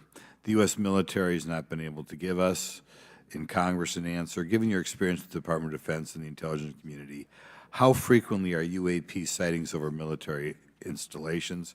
And secondly, I suppose hypothetically you could have incursions over just, say, regular airports. Is it obvious these incursions are more likely over military facilities than just a random airport out there? Yes, sir. There's definitely enough data to suggest that there is certainly some sort of relationship between sensitive U.S. military installations, also some of our nuclear equities, and also some of our Department of Energy sites. There is a long historical record that some of your colleagues may have, documentation that demonstrates this. This is not a new trend. This has been going on for decades, and that information has been obfuscated unfortunately, from folks like you in this committee. And I think that's problematic because ultimately, at the end of the day, we have a significant situation here. We have something that can enter into U.S. airspace completely with no attribution. And how long has this been going on? Sir, decades. And there's information that will hopefully be entered into the Can you record. think of any possible reason why they can't release any information they have on something, say, 15 or 20 years old? Sir, if I could echo my colleague here, Admiral Gallaudet, I think one of the big issues that we have in the intelligence community, Department of Defense, is we don't want to broadcast any potential vulnerabilities or weaknesses in our national defense systems or on intelligence collection platforms. Therefore, when you have a conversation where you address a problem for which there is no solution, it makes that a very uncomfortable conversation to have. Okay, we'll switch to Mr. Shellenberger. The primary reason you're here today is because you published an article on the news publication that you own called Public, right? Alleging that a new unnamed government whistleblower has come forward asserting that a highly classified program exists dedicated to recovery and reverse engineering of UAP technologies. Can you give us what specific evidence you have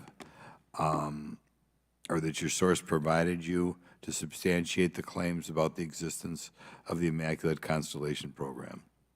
Well, you have the report in front of you now, so you can see it for yourself. I checked the report, and I did not find it based on existing cases. It was new cases for me. I hadn't found anybody. So that answered for me that it was not obviously circular reporting, which is one of the big concerns in this space. I also had the name of the program confirmed by more than one additional source. So yeah, and then of course I checked to make sure that the source was who they claimed to be. Okay. I should also say that when I said before it was this database, it is a much broader program than that. It also includes human intelligence, and then, as you mentioned, the retrieval and the reversal. Any knowledge of what country these things originated in? No, I have no idea. Okay. Okay, I will now recognize Mr. Burchett for 5 minutes of questions. Thank you, Chair Lady. I request unanimous consent to enter into the record documents provided to us regarding legacy UAP programs and psychological operations. Lou Elizondo. So ordered. I also want to thank my buddy Jeremy Corbell for providing us documents and access to some whistleblowers. Mr. Elizondo, what is your last position with the federal government? Sir, I was the Director of National Programs Special Management Staff managing a White House Special Access Program on behalf of the National Security Council. How would you characterize UAPs? An enigma, sir, and a frustration. We're talking about technologies that can outperform anything we have in our inventory. And if this was an adversarial technology, this would be an intelligence failure eclipsing that of 9/11 by an order of magnitude. Are there classified Department of Defense materials related to UAPs that you believe could be safely disclosed to the public without compromising national security? Yes, sir, I do. I would never, ever try to endorse providing some sort of information that could compromise what we call a blue force technology or capability. But I do believe there's a lot of information regarding this topic, and I've been very vocal about it, that should be shared not only with the public, but most importantly, with members of Congress. Are you familiar with my friend David Grush? Absolutely, sir. I had the privilege and honor of working with him myself several years ago at U.S. Space Force. Last year, as you know, he testified that the U.S. has run a multi-decade UAP crash retrieval and reverse engineering program. Would you agree with that? Yes, sir. Are there UAP programs operating without proper congressional oversight? 100%. What are they? Unfortunately, sir, I would have to have that conversation in a closed session. I know you said that, and a lot of people are frustrated with those kind of answers, but we're asking those kind of questions so you all know what the heck we're up against. You also mentioned in your opening statement that the Pentagon's Public Affairs Office employs a psychological operations officer as the singular point of contact for UAP-related inquiries. Why the heck would they do that? Sir, that's a great question. I would ask the Pentagon. There's a long history here of that individual providing misleading and false information to the public through various news outlets and media outlets in order to discredit this topic. I've personally been victim to it. We have the documentation to substantiate where this information has been absolutely inaccurate, that has been provided time and time again, and it turns out that that individual was also working with former leadership of Aero at the time as well. And we punish them by giving them multi-million dollars more than they ask for every year. Admiral Gallaudet, you mentioned in your opening statement an email you received from the operations officer of the Fleet Forces Command regarding unknown objects almost colliding with U.S. military planes. Did anyone respond with knowledge of what the objects were? I received no response, sir. Did the exercise get canceled? The exercise did not get canceled. Why do you think the commander of Fleet Forces operations officer never discussed the incident again? Sir, I'm speculating because I didn't have an exchange with him, but I believed it to be part of a special access program, the information and the video, which we have known now it was, and he realized he couldn't share that openly with the recipients of the email, and therefore the email was pulled from everybody's account. Again, tell us what happened to the email from the commander of Fleet Forces. The day after I received it, and all the other recipients received it, which were all the subordinate commanders of U.S. Fleet Forces, so 1- and 2-star admirals, including strike group commanders, the email was wiped or deleted from our accounts, Okay. and then no one talked about it. All right. Have you specifically had any experience with submersible objects? Sir, I've no personal experience, but I've had witnesses on submarines come to me and say they've seen on sonar data. Correct. Okay. Yeah, how would USOs. how would you characterize those, and how do they move?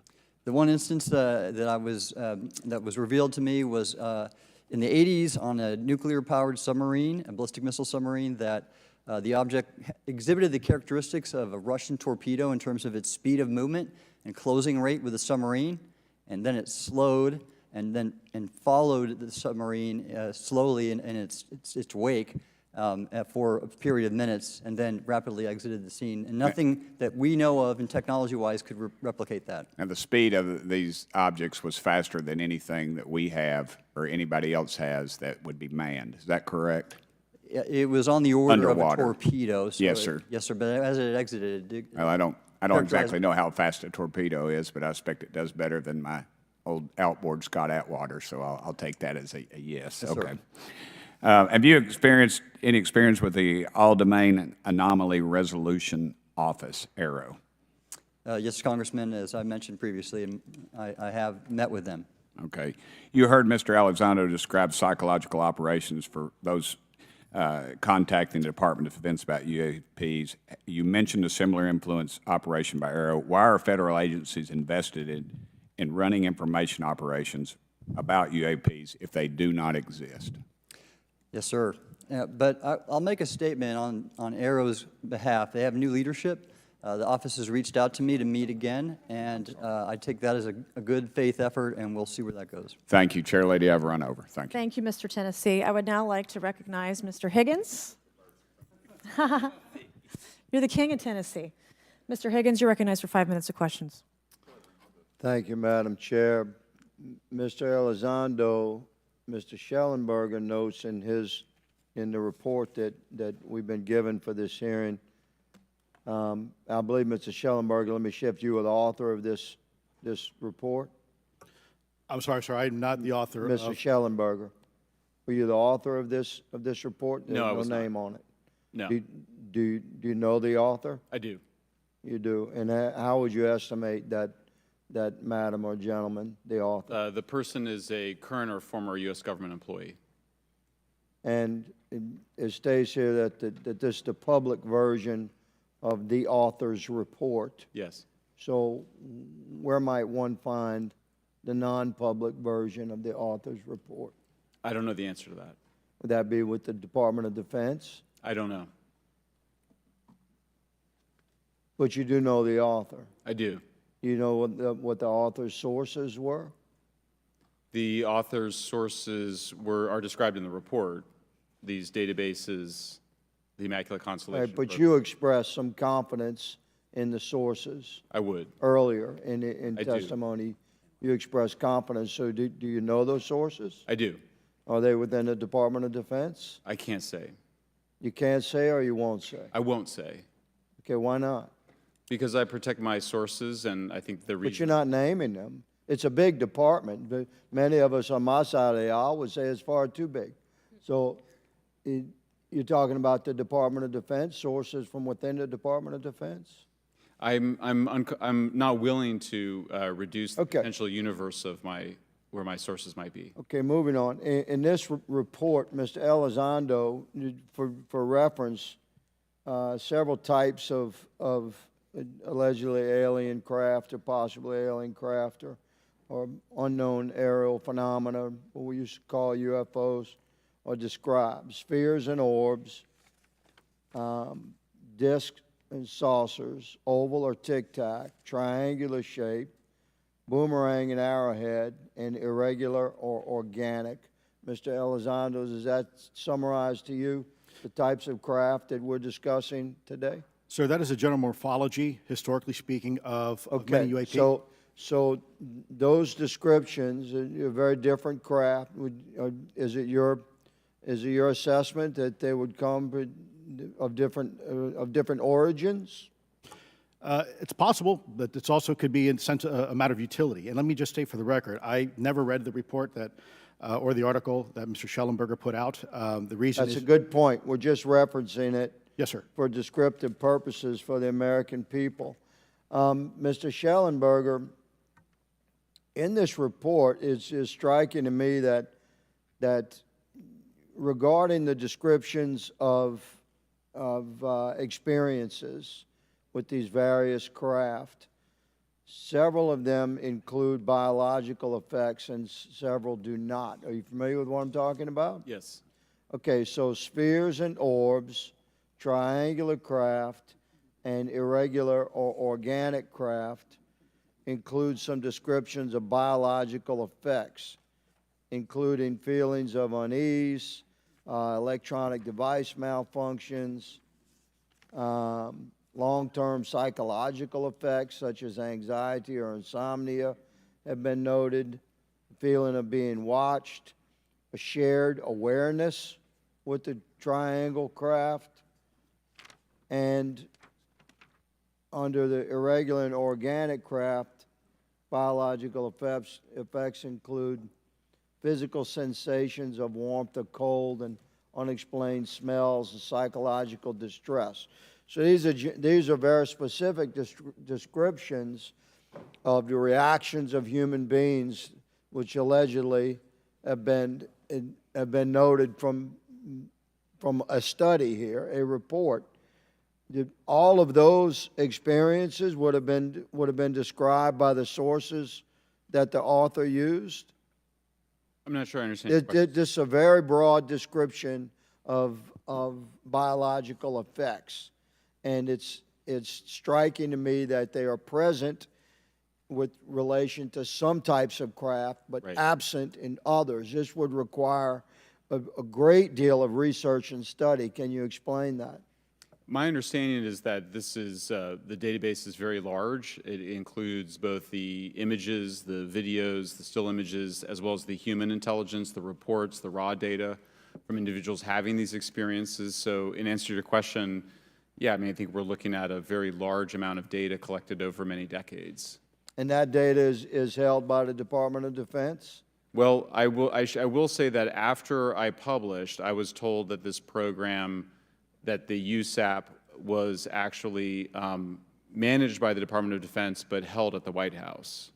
Roger but that. that's a single source, and I don't have multiple sources to verify that. Thank you, sir. I did my best to trick an answer out of you, but I was partially successful. Madam Chair, I yield. Thank you. I now recognize Mr. Frost for 5 minutes of questions. Thank you, Madam Chair. In addition to serving on this committee, the Oversight Committee, I also serve on the Science, Space, and Technology Committee, where we often discuss how essential data and evidence are used in science and used at departments such as NASA. During a hearing, NASA Administrator Nelson affirmed the importance of NASA in helping us to understand UAP. Mr. Gold, if the government doesn't have the data it needs on UAP because, say, someone who saw something is concerned about stigma, public backlash, et cetera, or maybe there's just not good systems in place, how are we supposed to ultimately figure out what's going on? Yeah, thank you for the question. And let me compliment Administrator Nelson that there wouldn't have been a UAP independent study team if it wasn't for his leadership and courage. We're talking about data and where we can get data from. As I described, NASA has whole archives of data, much of which I believe will likely have information that will help inform UAP. We need only look. And again, in an era with AI and ML, we can relatively quickly and easily go through it. So I think it's something that we should encourage NASA to do.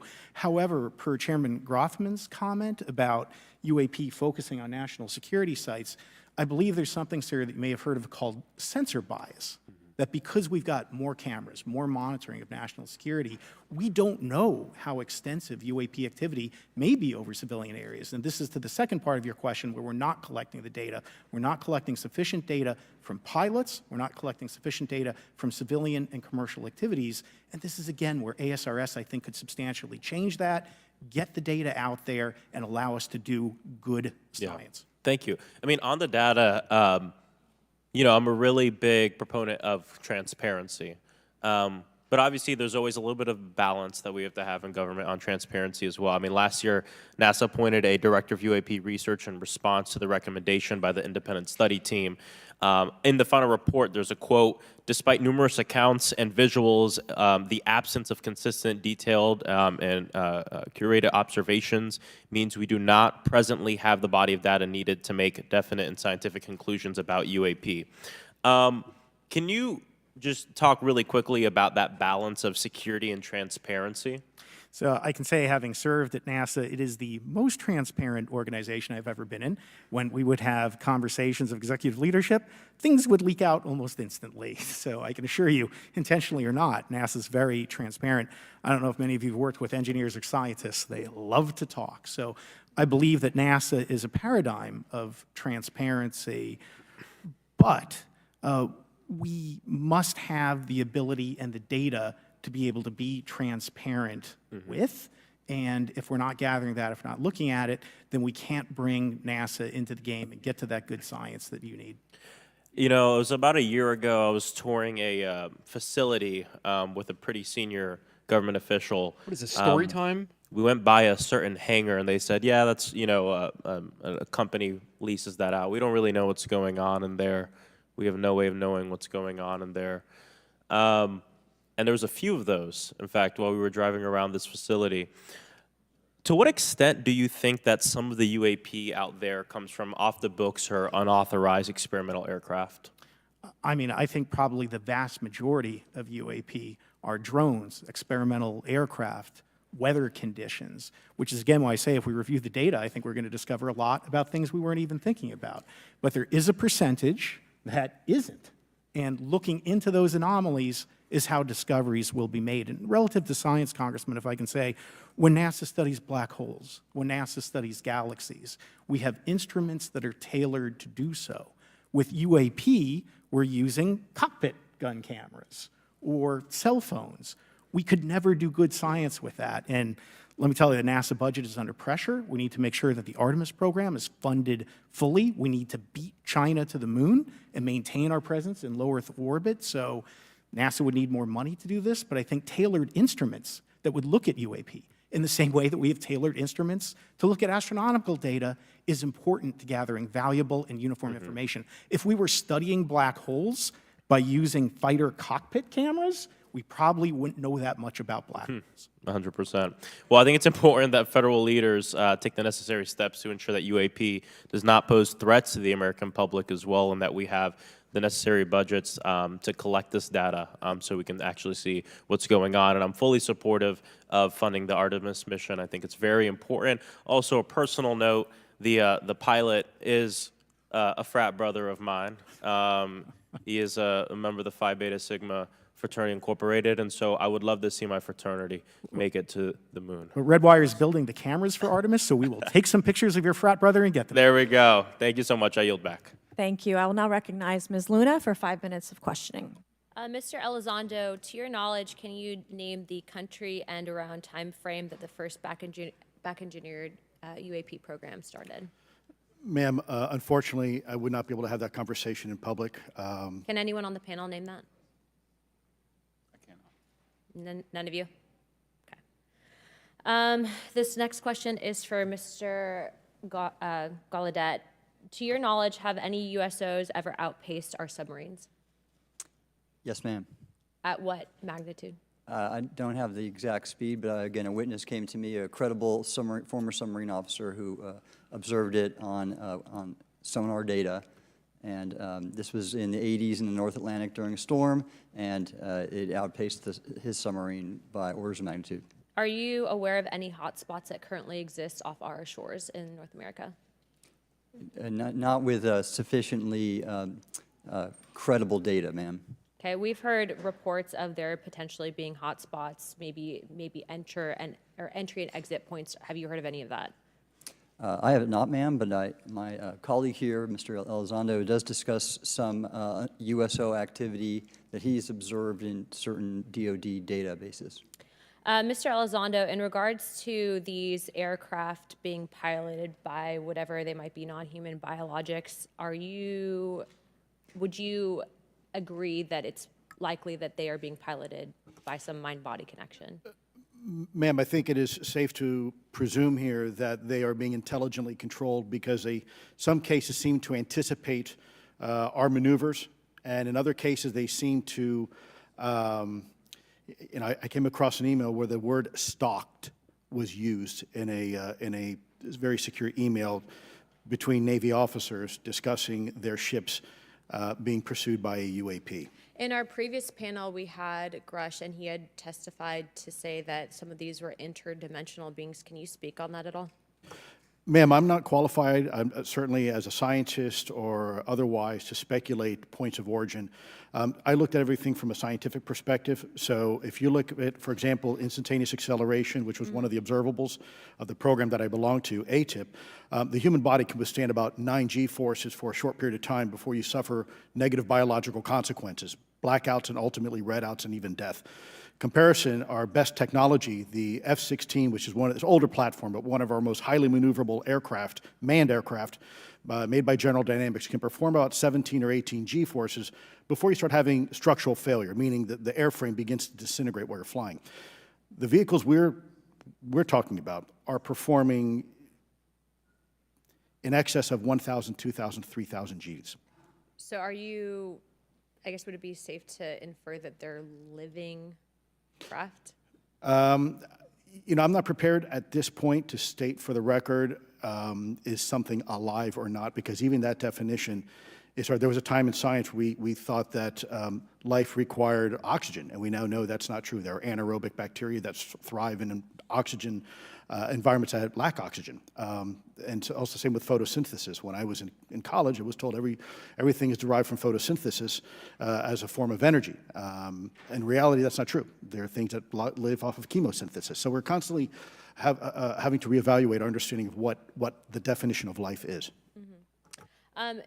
Do any of you ever come across reports from people that claim to have firsthand experiences with these entities, whatever they might be, or these aircraft, and then as a result, whether or not they're religious, find that these things will automatically disappear? Anyone, and this is open to any of you on the panel. So just real quick, because I'm running out of time. Lou? Ma'am, I've always been a nuts and bolts kind of guy when I was at ATIP. I was focusing more on the performance characteristics and less on the potential occupants. Okay, the reason I ask is because it seems like, just based on our conversations, that we've had people that say that there are good and bad of whatever these things are. And so my concern from a national security perspective is A, that true? B, are you guys hearing the reports of that? And C, I think moving forward in regard to technology, Mr. Gold, if you can answer this real quickly, some of these aircraft, it seems that they are operating off of energy that we don't currently have. But just yes or no, in your opinion, if we were able to obtain that, would that impact humanity for the better or negative? Would certainly save us some money on funding on Artemis. Definitely. And this is a national security issue, that if there is such technology out there, we're not the only country that might have access to it. We don't want to be on the wrong end of technological surprise. Okay. Thank you guys for your time. All right, thank you. I will now recognize Mr. Garcia for 5 minutes. Thank you, and I apologize for stepping out.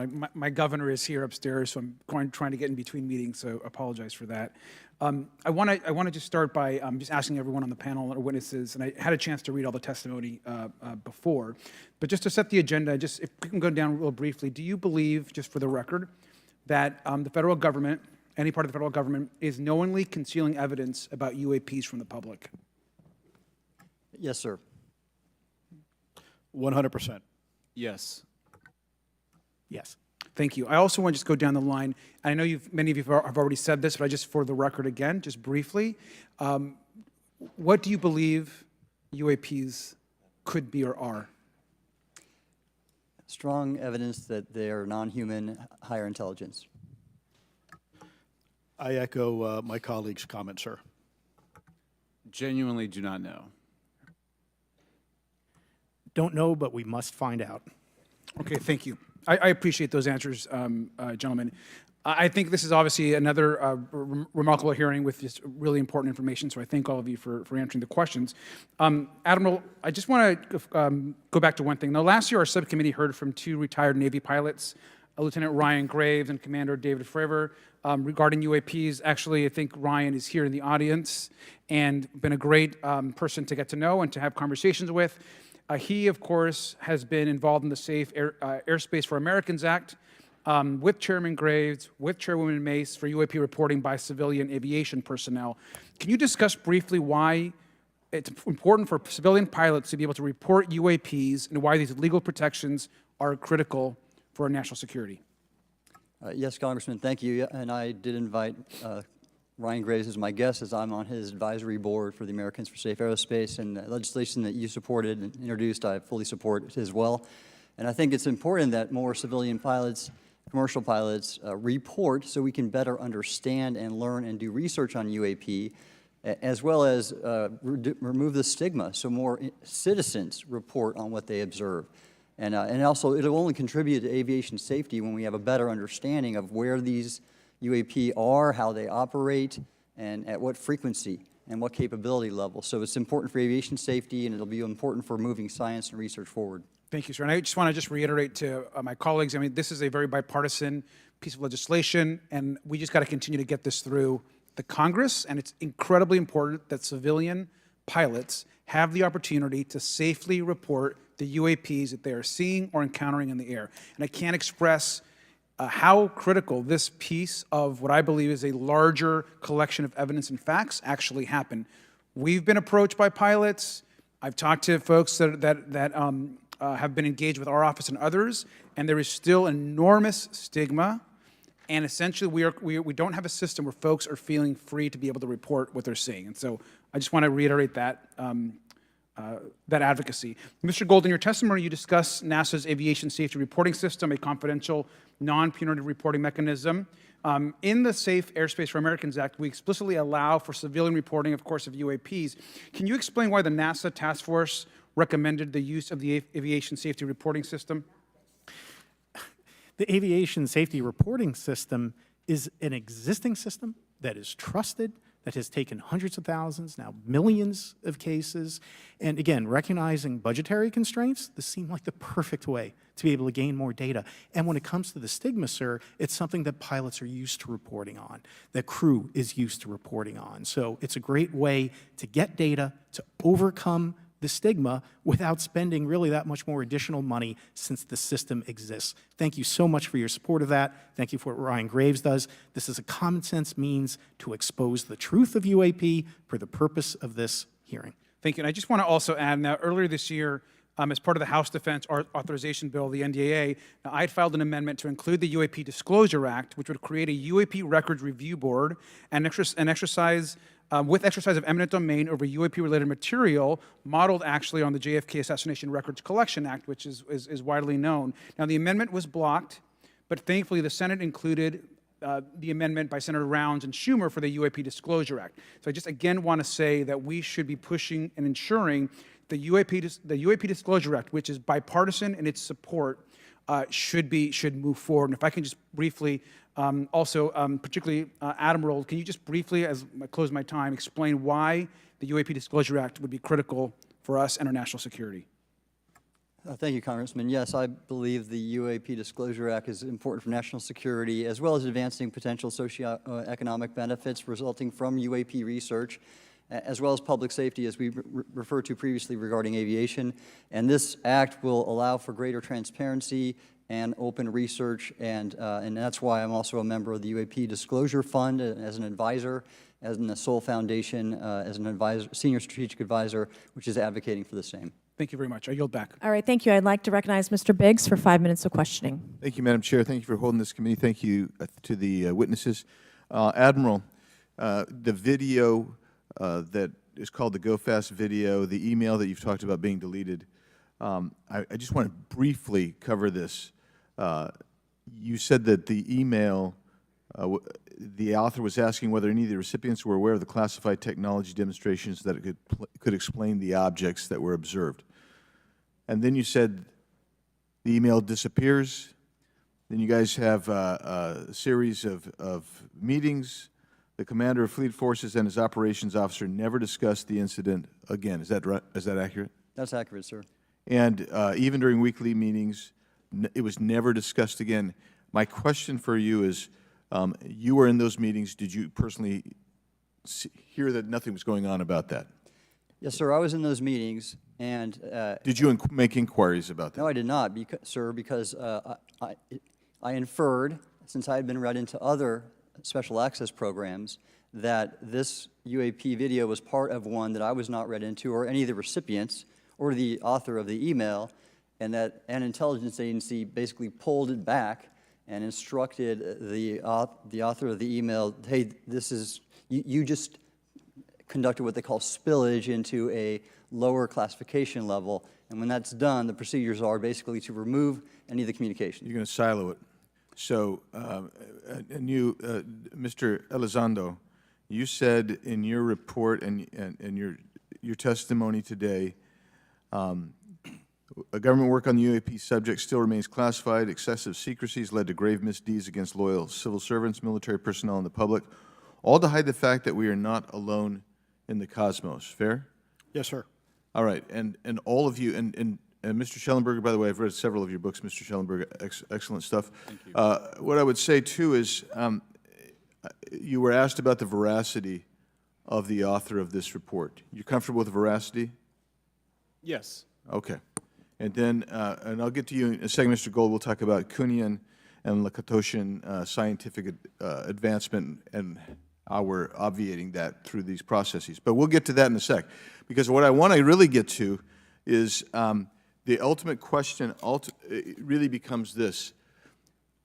For what purpose is the federal government overclassifying, because that's what they're doing, they're overclassifying, and forbidding the public for getting access to this? And if you know, if you have an explanation, I'm curious, because I know what I've been told. I just want to know from your perspective, why do they overclassify? Mr. Elizondo, you look like you're finger on the button, ready to go. Yes, sir. Forgive me. I think there's several reasons. I think at the time when this reality became evident to the U.S. government, we were in the middle of the Cold War with then Soviet Union, and we did not want to tip our hands to what our knowledge base was on this topic. We did not want to broadcast that to the Cold War is long over. It is, sir. It is, sir. There's also then the philosophical argument that the Department of Defense and the intelligence community is solution-oriented. And when you don't have answers, it's a really tough spot to be in. It's easier to be quiet and suppressed than if you don't have the answer. Indeed, sir. In fact, there's a very real example when we built the U-2 spy plane and flew it over then Russia, and we're taking reconnaissance. And when we first started flying the aircraft, it flew so high and so fast we thought they weren't tracking us. In reality, they were tracking every flight.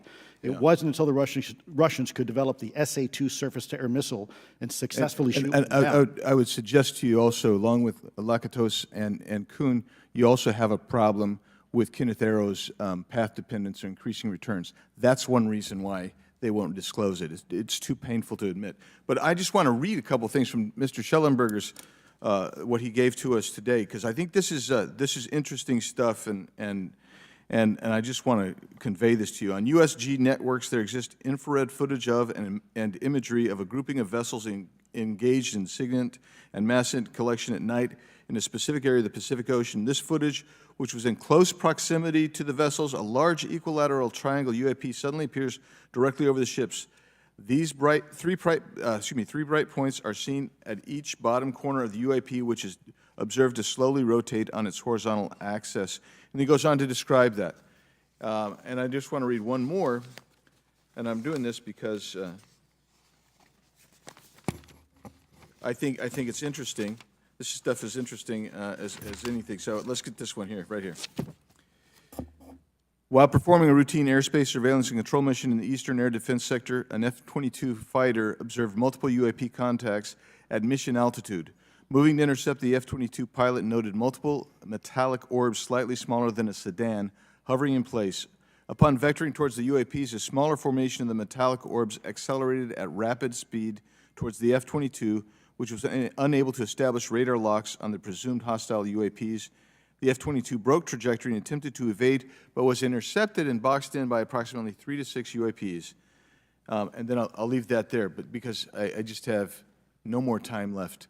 Well, she's not looking. So let's just get into, let's get into part of this. I thought I would be saved by the bell. No. Let's talk about Kuhnian, Lakatoshian type of scientific development. And the problem that we have here is you have institutional blockage of what would be normal development of scientific ideas.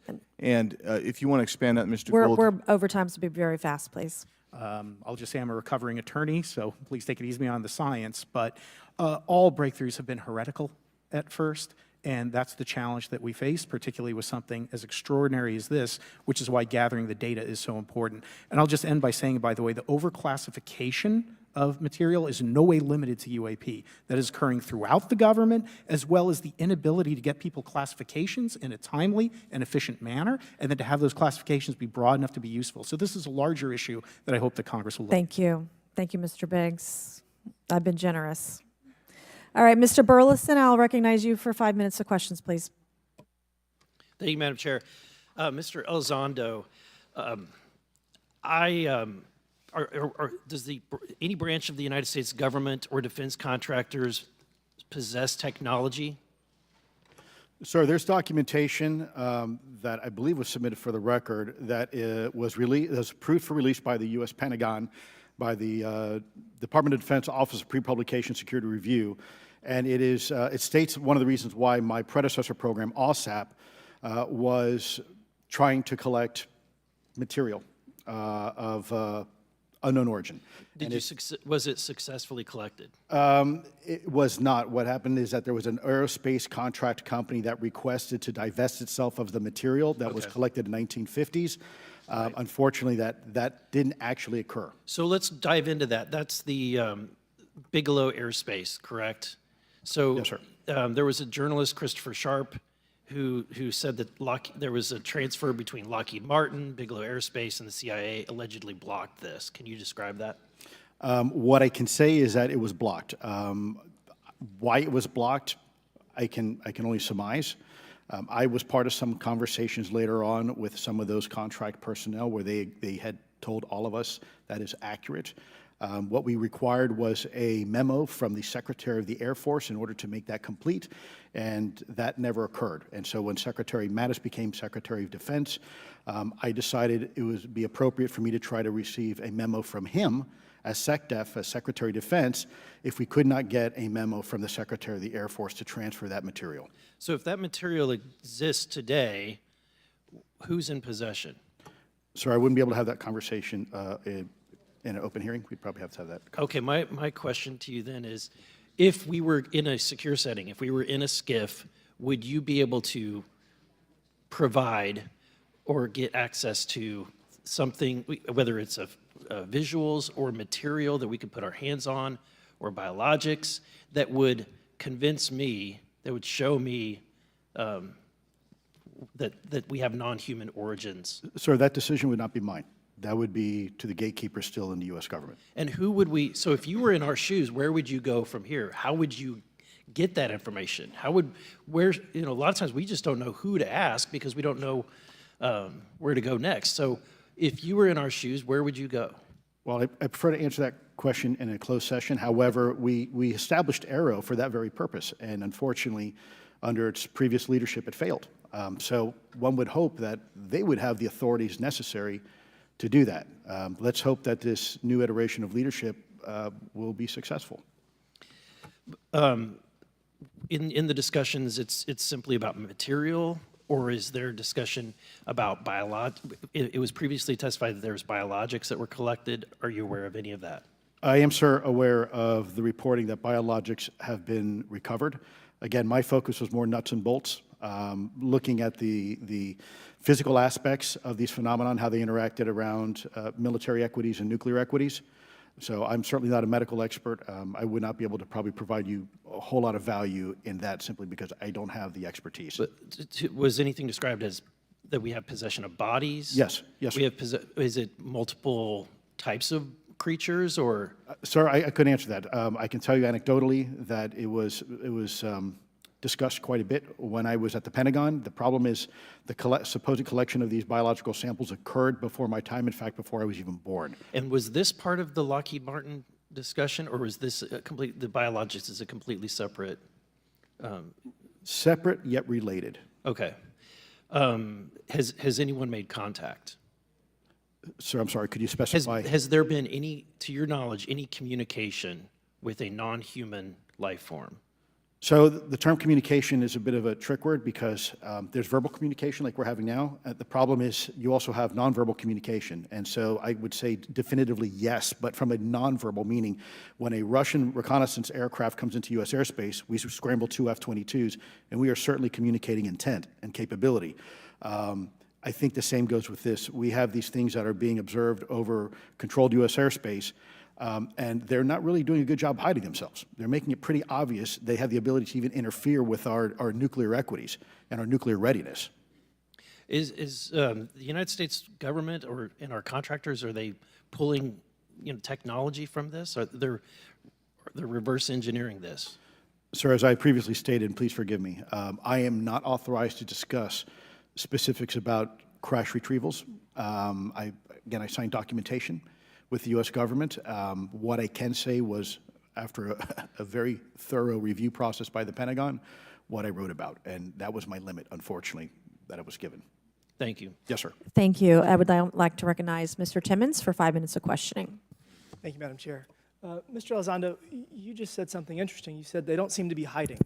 They don't seem to be hiding. The UAP sightings are becoming increasingly brash, if you will. And, we've been hearing about these for years, but they've generally been isolated and not as consistent and over-critical military installations.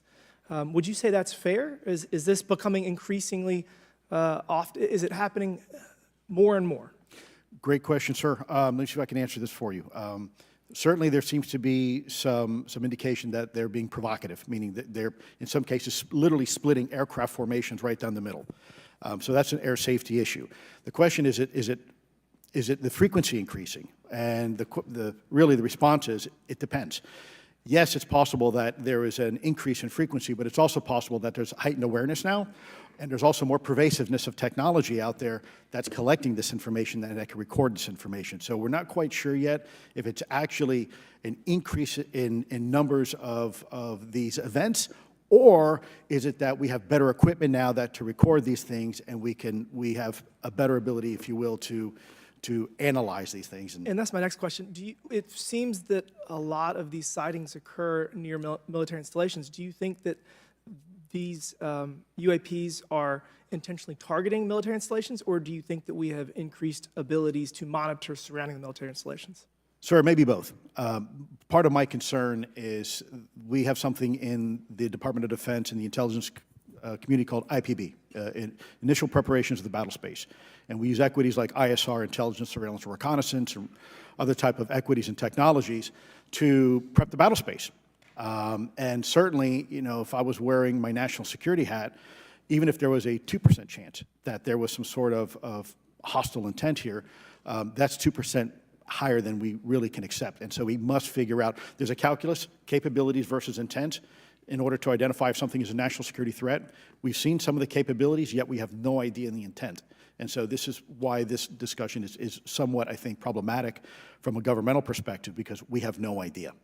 Sure, thank you. Mr. Shellenberger, you're particularly familiar with the Langley Air Force Base incident a year ago? Are you familiar? Just from what I read in the Just news. from what you've read? Yeah. I would imagine a large percentage of the American population became aware of that with the Wall Street Journal article. Would you agree with that? Yes. And were you aware of that incident prior to the Wall Street Journal article? No.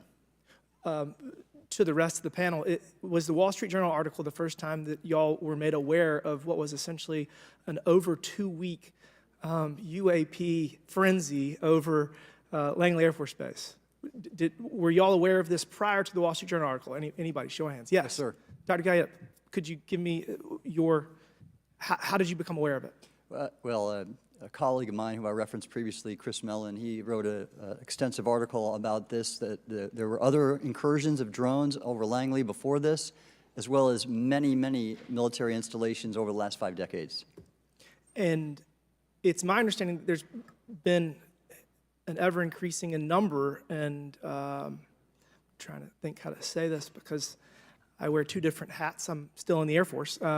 So, I mean, it seems that they're becoming increasingly brash, and the question that we really have to figure out is it China or is it non-human? And I think that's the biggest question the American people want to know. If it's China, it's scary because they have a lot of technology that we cannot explain. And if it's non-human, that's scary because we don't know the intent. Would you say that's fair? Yes, Congressman. And in fact, I really believe that we should use this hearing as a catalyst to improve and bolster our air defense capabilities and our maritime domain awareness capabilities, because obviously there are holes in it, whether it be UAP of non-HI direction or NHI direction, or, as you say, sir, China or any other adversary. Are you all aware of any task force at the Pentagon or in the national security apparatus that's trying to assess the answer to that question? At the current moment, sir, no, but this is a great point. From 2020 to 2022, there was a UAP task force in the DoD succeeding where Mr. Elizondo worked, led by Jay Stratton, who had the first comprehensive whole-of-government approach to UAP, which involved pathways to declassification and to increase transparency, as well as assessing the national security risks of UAP.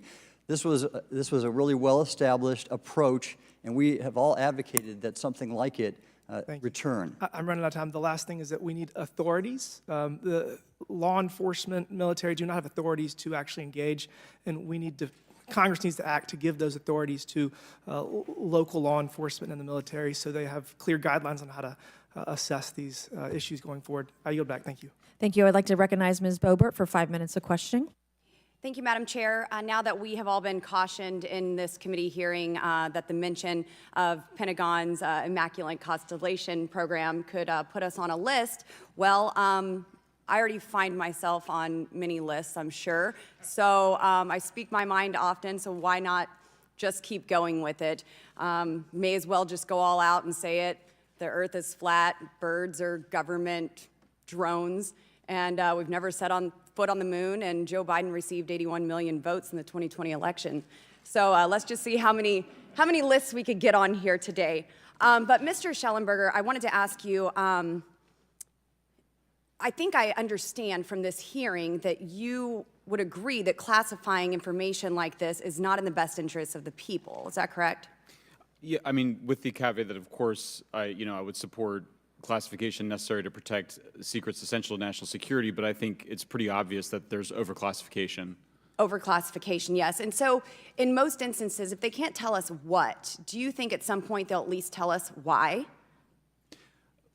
President-elect Trump has repeatedly committed to greater transparency, both on the UAP issue, on JFK files, on COVID origins, and many other things. So I think that we need to make sure that the next administration is held accountable for that. Agreed. And this is for all 4 of you. Yes or no, please. I have many questions I want to get to. Are there any known instances of recovered materials or technologies that are not of human origin and maybe connected to any advanced bioscience defense programs within the USG? I don't know. I wouldn't be able to answer that, ma'am. I don't know. I don't know. Okay, so there are rumors that have come up to the Hill of a secretive project within the Department of Defense involving the manipulation of human genetics with what is described as non-human genetic material, potentially for the enhancement of human capabilities, hybrids. Are any of you familiar with that? Yes or no? No, ma'am. I am not, ma'am. I'm not. No, ma'am. Okay, I would like to know, with Immaculate Constellation, how does this relate to UAP activities, Mr. Shellenberg, in oceanic environments? Are there any instances where the Navy or other maritime forces have encountered UAPs that could not be explained by known technology or natural phenomena? Yeah, the Immaculate Constellation covers both terrestrial and oceanic, and there's actually a number of cases described in the report that occur in the ocean. And do you believe that there is a concerted effort by the Pentagon to keep Congress out of the loop regarding these UAP activities, specifically in our waters? Yes. I think it's about 5% of our ocean that's actually been studied in detail by man, and we've studied more of space than we had of our own oceans. And so are there any accounts of UAPs emerging from or submerging into our water which could indicate a base or presence beneath the ocean's surface? I don't know about a base, but as I mentioned, I had a different source entirely describe this pretty extraordinary footage that exists of orbs, of an orb coming out of the ocean and being met by another orb.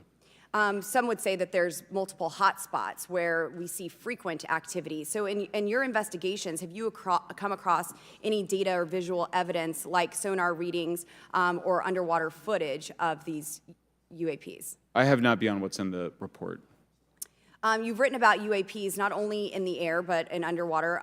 Are there any specifics on what you've learned about the UAP activity in our oceans? Particularly, have you spoken with sources who have provided any evidence or eyewitness accounts of these UAPs interacting with our naval forces or being detected by our underwater surveillance systems?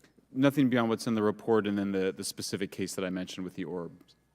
So this report says it all. There's no other information that we are aware of regarding the activity within our waters. I have other sources that have told me that have shared a significant amount of information, but they're not comfortable with me sharing it at this point. Okay. Are there any technological capabilities observed in these oceanic UAPs that seem to defy our current understanding of physics or our engineering capabilities? It seems like they all do. Yes, I would agree with that. My time is up, but I do appreciate your bravery, your courage for coming here and speaking today. And it seems like there's still some questions that we need answers to, and we will not relent until we get those to the American people. Thank you all. Thank you. I move to allow myself and the ranking member 5 additional minutes for questions without objection, so ordered. Mr. Elizondo, were you read into the Immaculate Constellation program? I would not be authorized to confirm nor deny the existence of any ongoing or past program, especially as it relates to a special access program, either by name or trigraph. Okay, and then does the U.S. government or private contractors, do they work with other foreign countries, China, for example, to exchange data, quote from a source, that intelligence data about UAP? Let me see if I can answer that a little bit more generally, ma'am, if I may. We do have foreign material exploitation programs. That is something that is widely known, and that term itself is unclassified. How exactly that works becomes a bit sensitive. A discussion we could certainly have in a closed session if you like. We do work with international partners and allies quite often, not just in military exercises and workups, but in other intelligence efforts as well. In terms of material that's given to private contractors, is certain material given to certain contractors because of their experience? So, for example, if it's related to submerged and undersea propulsion, would it go to a general contractor like General Dynamics? Yes, ma'am, absolutely correct. Different contractors have different levels of expertise. What's Lockheed's expertise? Aerospace, ma'am. In the UAP space, that's all that, they wouldn't do submerged? No, I didn't say that, ma'am. Okay. Lockheed Martin and others do quite a bit of work both in our atmosphere, in space, and even underwater. There are certain efforts to. It's a tough question you're asking. You put me on the spot here. I'm looking for the answer. Yes, ma'am. No, they are involved in a lot. I would rather let Lockheed Martin explain the different domains that they are involved with. Probably am not authorized to discuss that, but they are involved in a lot of different areas and domains. Admiral, flight safety risks for our pilots, based on what you've experienced and seen in your career. They're extensive, and the one exercise I referred to where I received the email that was then deleted was the pilots, and this is worth bringing out. There are debunkers out there who have said the Go Fast video was just a balloon. That was only one video that was released. There were dozens of these encounters that pilots, friends of Ryan Graves, who's in this room right here, witnessed and caused significant safety concerns. And to almost call out and exercise it and shut it down, which is very compressed, and the carrier's getting ready for deployment, and the pilots have to get certified to land on a carrier, it's extreme, to say the least. All right, I have two last questions. Real quickly, Mr. Shellenberger, how do we get more whistleblowers to come forward? Well, this hearing does, is very important, and obviously, I can't encourage whistleblowers to obtain information, but I can guarantee that I will protect them and go to prison to protect their identities if they come to me. Yes, sir. Okay, my last question. The first hearing we had on this, I'd never been briefed on UAPs or what they were, biologics, non-human, et cetera. How would you define, each of you, my last question, how would you define non-human biologics, non-human intelligence? What are we actually talking about? Admiral, and we'll go down the line. I don't think it's a stretch when you look at the diversity of life on this planet and the size of this universe to think that there would be more diverse, higher order, non-human intelligences throughout the universe, and that's probably what's visiting us. I would take the scientific approach. The definition would be the ability to react to a stimulus in a manner that requires an intellectual thought process. I just don't know. I think we must be modest in our assumptions that we're looking for intelligence. That could be biological, it might not. Non-biological, but what non-biological intelligence, what does that mean, though? Artificial intelligence, ML, machines. We assume that all intelligence would be like us, and every time we look out in the universe, we are humbled relative to what we don't know in terms of the forms of intelligence and what it may take. I can assure you I probably can't ask you your question, but I think the ultimate answer is going to surprise us all. And then Mr. Garcia, you had a few closing remarks. I know we're about to hit votes here, so I'll be brief. Just, I want to thank you all for being here. I want to thank Chairwoman Mace especially for holding this important bipartisan hearing. And I want to thank all the committee members that are interested in this topic. I think our commitment to all of you and all the folks that have contacted us, and certainly to the advocates and the pilots, is that we need to continue investigating UAPs. I think the country the country is owed explanations and ensure that the safety or national security is always protected. This is a conversation and questioning that must continue, so I'm very grateful to all of you. And I also just want to add, just personally, I think it's really important for me, two things guide my questioning and my observations on UAPs. One is we should always be guided by facts, science, and data, and stay serious on those issues. And the second thing is I think that we should not limit our imagination and our thoughts and our curiosity on what UAPs could actually be. And I think those two things for me are really important, and I'm grateful for all of you to be here. So with that, I yield back. Okay, and we have Mr. Ogles, who is on the way. He's going to be here any second. Is that correct? Want to check, and he'll be the last member with questions that we have today, and then we have votes. So we want to thank you all for being here. I want to thank Mr. Garcia and folks on both sides of the aisle for being here today and being patient. We have a lot more questions, and I hope that this will open the door to more hearings in the future. I obviously would like to know how much taxpayers are spending on this. You have the right to know, but also if we're spending money on something that doesn't exist, why are we spending the money? And if it does exist, why are we hiding it from the public? And of course, our national security is a huge issue, because if there's technology that could harm us or our allies that are in the hands of our adversaries, we obviously want to stay ahead of that to the best of our ability to ensure that that technology is not in the hands of someone who could use it against us or our allies anywhere in the world. So, Mr. Ogles, you're just in time, babe. I will recognize you for 5 minutes of questioning before we head on out today. Babe, wow. Okay. We are going to chat for just a bit after all this is over. But, yeah. Well, thank you all for being here. And Madam Chairwoman, I'm out of breath because I sprinted to get here. But this is an important hearing. I think we all know that there's something going on. Mr. Elizondo, based on your knowledge of UAP sightings, do you believe it's fair to say that they are especially common near nuclear sites? Yes, sir. Mr. Congressman, I absolutely am convinced of that, as are my colleagues inside the government. And the reason why I pose that question, and this has been one of my talking points from the beginning, is, Oak Ridge is in Tennessee. The so-called weather balloon that drifted, that we now know was controlled, it passed near Oak Ridge. It obviously is a sensitive site, both of interest to our adversaries and to whatever else this is. Because we know that at military installations, at sensitive locations, such as nuclear facilities, that we're seeing this take place. So the question is what is it? Do you believe they've caused an irregular activity, and why might they be interested in those sites? Sir, in some cases, it's actually regular activity. You'd be surprised. There's actually documentation right now that's been submitted. It's not just Oak Ridge. It's Savannah River Site, SRS. It's also Los Alamos. A lot of our sensitive R&D locations appear to be under some sort of surveillance and monitoring. Why? Well, because a lot of innovation comes out of those areas, a lot of new technologies, a lot of, if you will, disruptive technologies that we use for our national defense originates out of those locations, and advanced concepts in physics as well. So if I was doing any type of reconnaissance, even on a foreign adversary, that's a great target to start with. Sure, and again, this has been one of my talking points. I do have questions. What role might the Department of Energy or its subsidiaries or affiliates have in this type of technology, or possessing this type of technology, whether it's ours or others?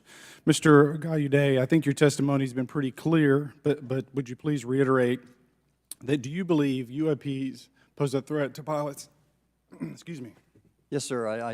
Absolutely. They were threatening Navy pilots during the exercise that my people were involved with in 2015, and it's my understanding they're risking pilot safety, commercial and military, today.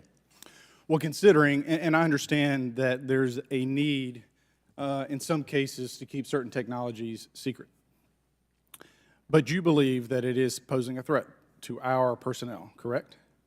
Yes, sir. So I think it's reasonable to conclude that if there is a threat to our personnel who are serving our country faithfully, that there be oversight. 100%, Congressman. And in fact, that's the one thing that we've not talked about enough during this hearing, is the fact that the government executive branch not sharing with Congress what it knows about UAP infringes on your legislative and oversight responsibilities to such an extent that's very concerning. I mean, what else are we, if you look at national security or intelligence or foreign affairs or appropriations, you all have oversight and legislative responsibility regarding those. This UAP issue may be the greatest issue of our time, and it's being hid from you. Well, I mean, and to your point, I think we've seen over the decades that we have certain adversaries like China, like Russia, that technologically speaking are not as advanced as us, that they lack some of the lethality that we have, and that we've seen that they've gone after our technologies and in some cases succeeded, in particular with missile technology. And so again, my concern, whether this technology emanates from us or otherworldly, that we know that we possess it. And where's the accountability? Where are the stopgaps? What are the guarantees that if this were to fall in enemy hands, that it isn't immediately weaponized against us? And I'll say this, it is clear from my experience and what I've seen that there is something out there. The question is it ours? Is it someone else's? Or is it otherworldly? And Madam Chairman, I would posit that as the legislative body, as the regulatory body, we must know. And anyone who prevents us from gaining access to that information, I would consider that criminality. Because we have U.S. personnel who may very well be in harm's way. We have technology that ultimately may threaten our very existence. With that, Madam Chairman, I thank you for your indulgence, and I yield back. Thank you, Mr. Ogles. And with that and without objection, all members will have 5 legislative days within which to submit materials and to submit additional written questions for the witnesses, which will be forwarded to the witnesses for their response. If there's no further business without objection, the subcommittee stands adjourned. Okay. So I got to say, I'm a little disappointed that there wasn't more. That there. Okay, they cut off the mics. I was thinking, oh, are we gonna get something at the end there? No, are we gonna get anything? No. So okay, I mean, I don't know. I'll let the actual UAP UFO pundit guys, that cover this stuff all the time. I'll let them, say their words on what they think about this. But for me, this was much less information than we got last year, in my opinion. Now, there's still there's still a lot to go, but I just don't think there was anything really mind-blowing here. Jeremy Corbell was talking about how if you don't know who Jeremy Corbell is, he's the guy that he's done a lot of he along with George Knapp have done a lot of documentaries and such on this issue. Been on Joe Rogan multiple times. They have their own podcast now. He was blowing this up like this was going to be earth-shattering, and this was obviously not earth-shattering. This was a lot of talk that if you pay attention to this subject, it's the same stuff. So the only thing is this going to move the needle for the casual person? Is it going to get the public more interested in this topic to force Congress, force their own representatives, their senators to look into this issue more? I'm not convinced. So I don't know. I don't know. I feel like this was less than we got last year. So yeah. Not Gary, you missed it all. Yeah, but hey, I mean, it's going to be on my channel. If you want to watch it, you can. And again, I tried to step away and not comment just because I don't like it when I'm trying to watch something like that and we don't get any information, but because somebody's talking over it. So I tried to stay out of it, but man, I'm a little frustrated because I thought we were going to get something bigger, but I don't know. Maybe I'm just, hungry and angry about this. I'm still angry about that. Last night, that my special edition Blade Runner set, I moved it and it cut my face. Anyway.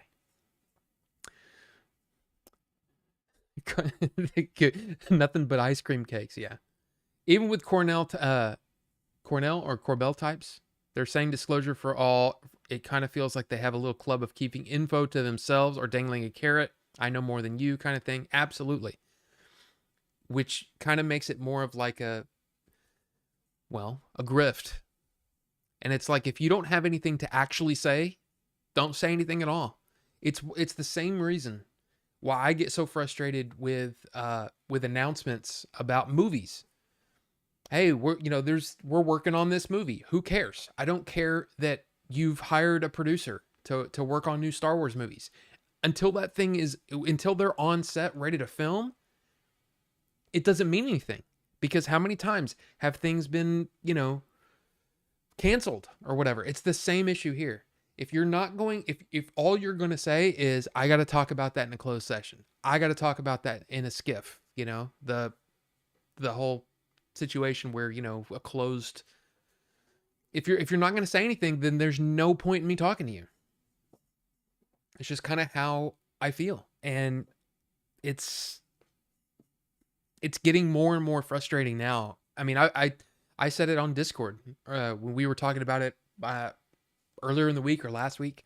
I was like, this hearing is one of those things where it's like, if we don't move the conversation forward, it's going to be really hard for me to want to have the conversation anymore until there's something to talk about. Talking about the same things doesn't mean anything to me. Now, I'm still going to pay attention to it. I just don't care to talk about it. Because what's the point? We're all saying the same thing. Oh yeah, that guy says this with no proof. Then who cares? I can say anything. There are dragons living in the mountains of Nepal. Who's going to refute me? Well, nobody, because nobody can prove me wrong. But it doesn't mean that it's actually true just because you say something. So anyway. I don't think that will happen politically. There's other stuff to focus on, better or worse. I mean, absolutely. You're absolutely right. There are a lot of, I mean, we've got some things to figure out here in this country. But at the same time, is there an issue? Do we even need to worry? I don't know. I don't know what the answer is. Thanks, Rob, for the hangout. Martin, thank you for being here. I know that since you're in Sweden, right? It is Sweden, right? But I know that it's hard for you to get to the live stream, so it's good to have you here. And of course, for any of those of you who like the Adventures in Game Chasing movie, Martin did all the music for the Game Chasers movie, including the I can't believe it's not a hit, Ice Cream Man. but seriously, go check out Martin's channel. He does his own music. He does some covers on his channel. It's great. So check him out. Much love, Martin. Much love. Kind of like a club of bragging kids. I know more than you. Yeah, exactly. I think it's a boys' club, a grift. I think there's interesting stuff going on, but the waters are so muddy because a lot of the people who make it a career. Absolutely, Filbert. Absolutely. And that's where it gets really, really frustrating. That's why I decided not to purchase Lou Elizondo's book. I'm going to borrow it from the library. And when it is made available to me, I'll read it. But I'm not going to pay money. I'm not going to pay money anymore. It's hard for me to do that. I would rather go off of things that we know and are provable. Or at least, like I'd rather read a Carl Sagan book. I'd rather go buy a Carl Sagan book than go buy a Lou Elizondo book at this point. But I don't know. Hey, we're working on burgers over here. Tom DeLon, he's the, I don't know. I don't know exactly who that guy is. I've heard the name a lot. He's a Blink 182, right? But I mean, what we need is proof. At this point, we've gotten to this point.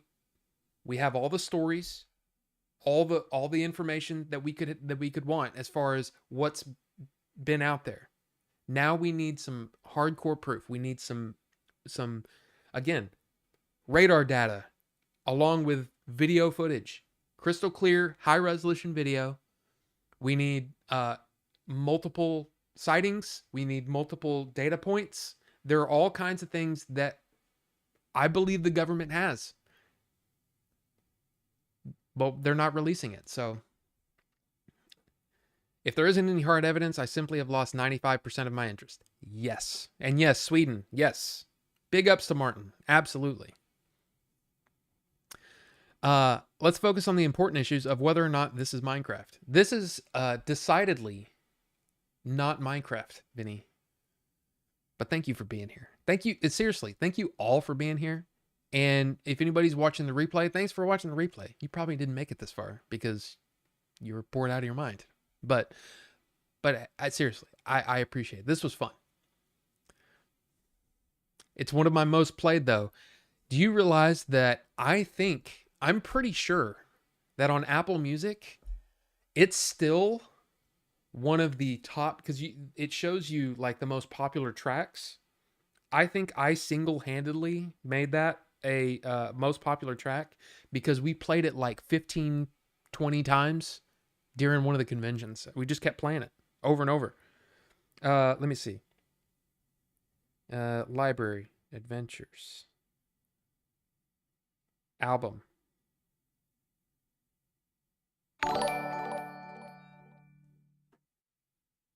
food money for Rob. Thank you, Filbert. I am hungry. I am hungry. But yeah, so if you look on Apple Music, there's the thing. There honestly aren't any dots. But down here at the bottom, there is a dot. I'm a fan of the Ice Cream Man. Still got a dot. So there you go. In fact,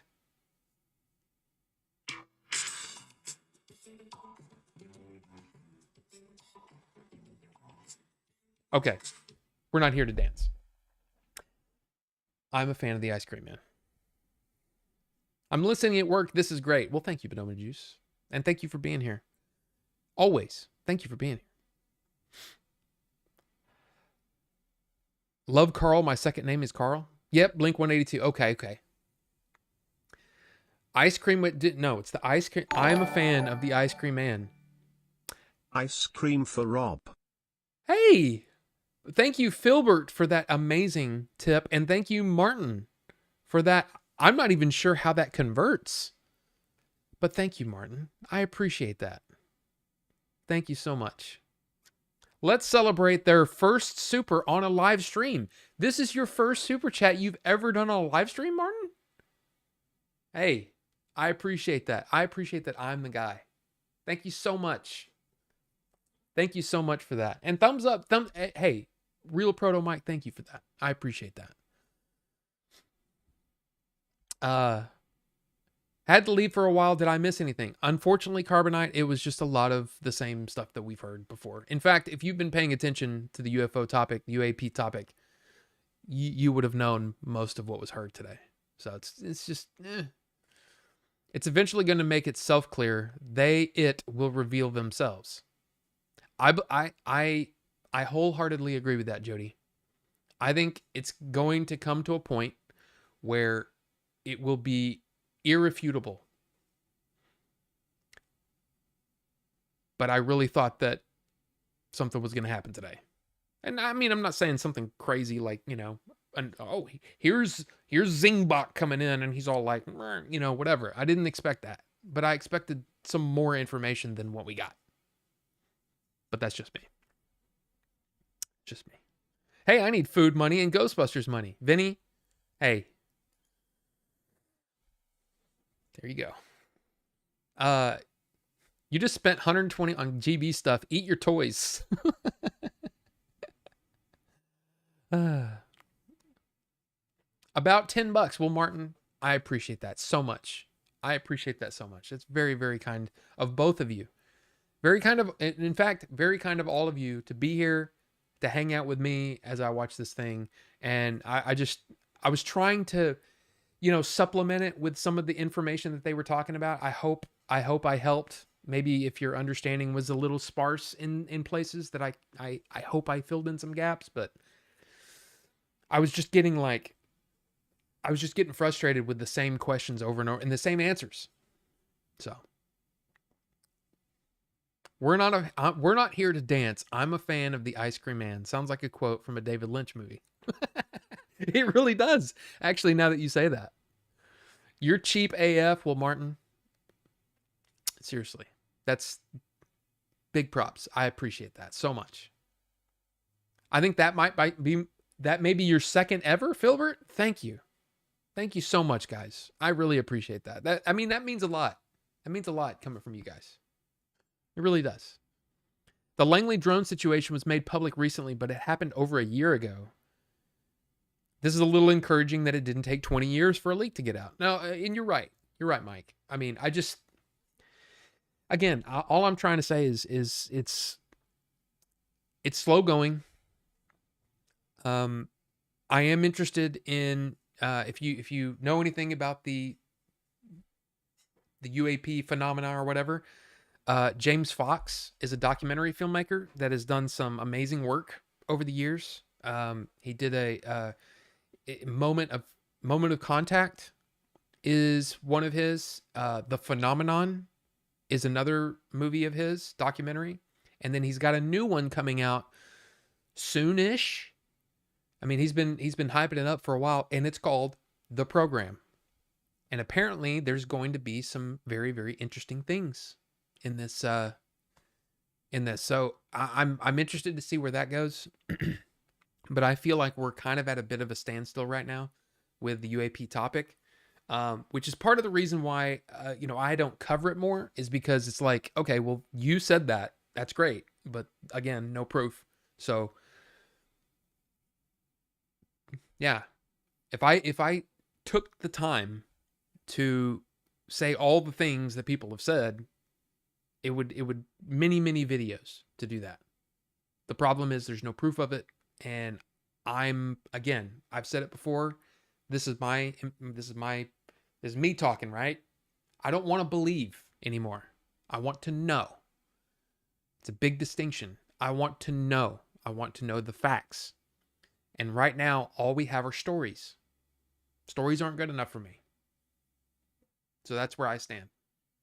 But look, I'm going to go ahead and sign off, guys. Again, thank you to Filbert and Martin for those very, very kind donations. And thank you guys for being here. That's really all I ask for, is I like it when people are here, so I can talk to somebody.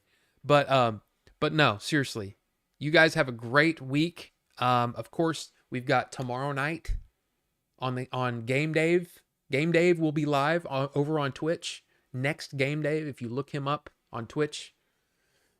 In fact, let me see. Will this work? I think this would work. Nightbot, are you up and running? Are you up and running? There you go. Well, okay. So it shows his YouTube channel. Well, that doesn't really help you on the Twitch. But hey, Dave's streaming tomorrow night. Come hang out with us. It'll be fun. We can talk about butt and all that stuff. Anyway, but I appreciate you guys being here. And yeah, we'll see you next Tuesday, regular time, 7 p.m. Central Standard Time next week. So you guys have a good one.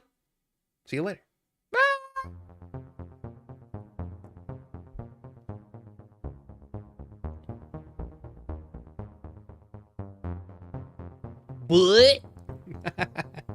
Later.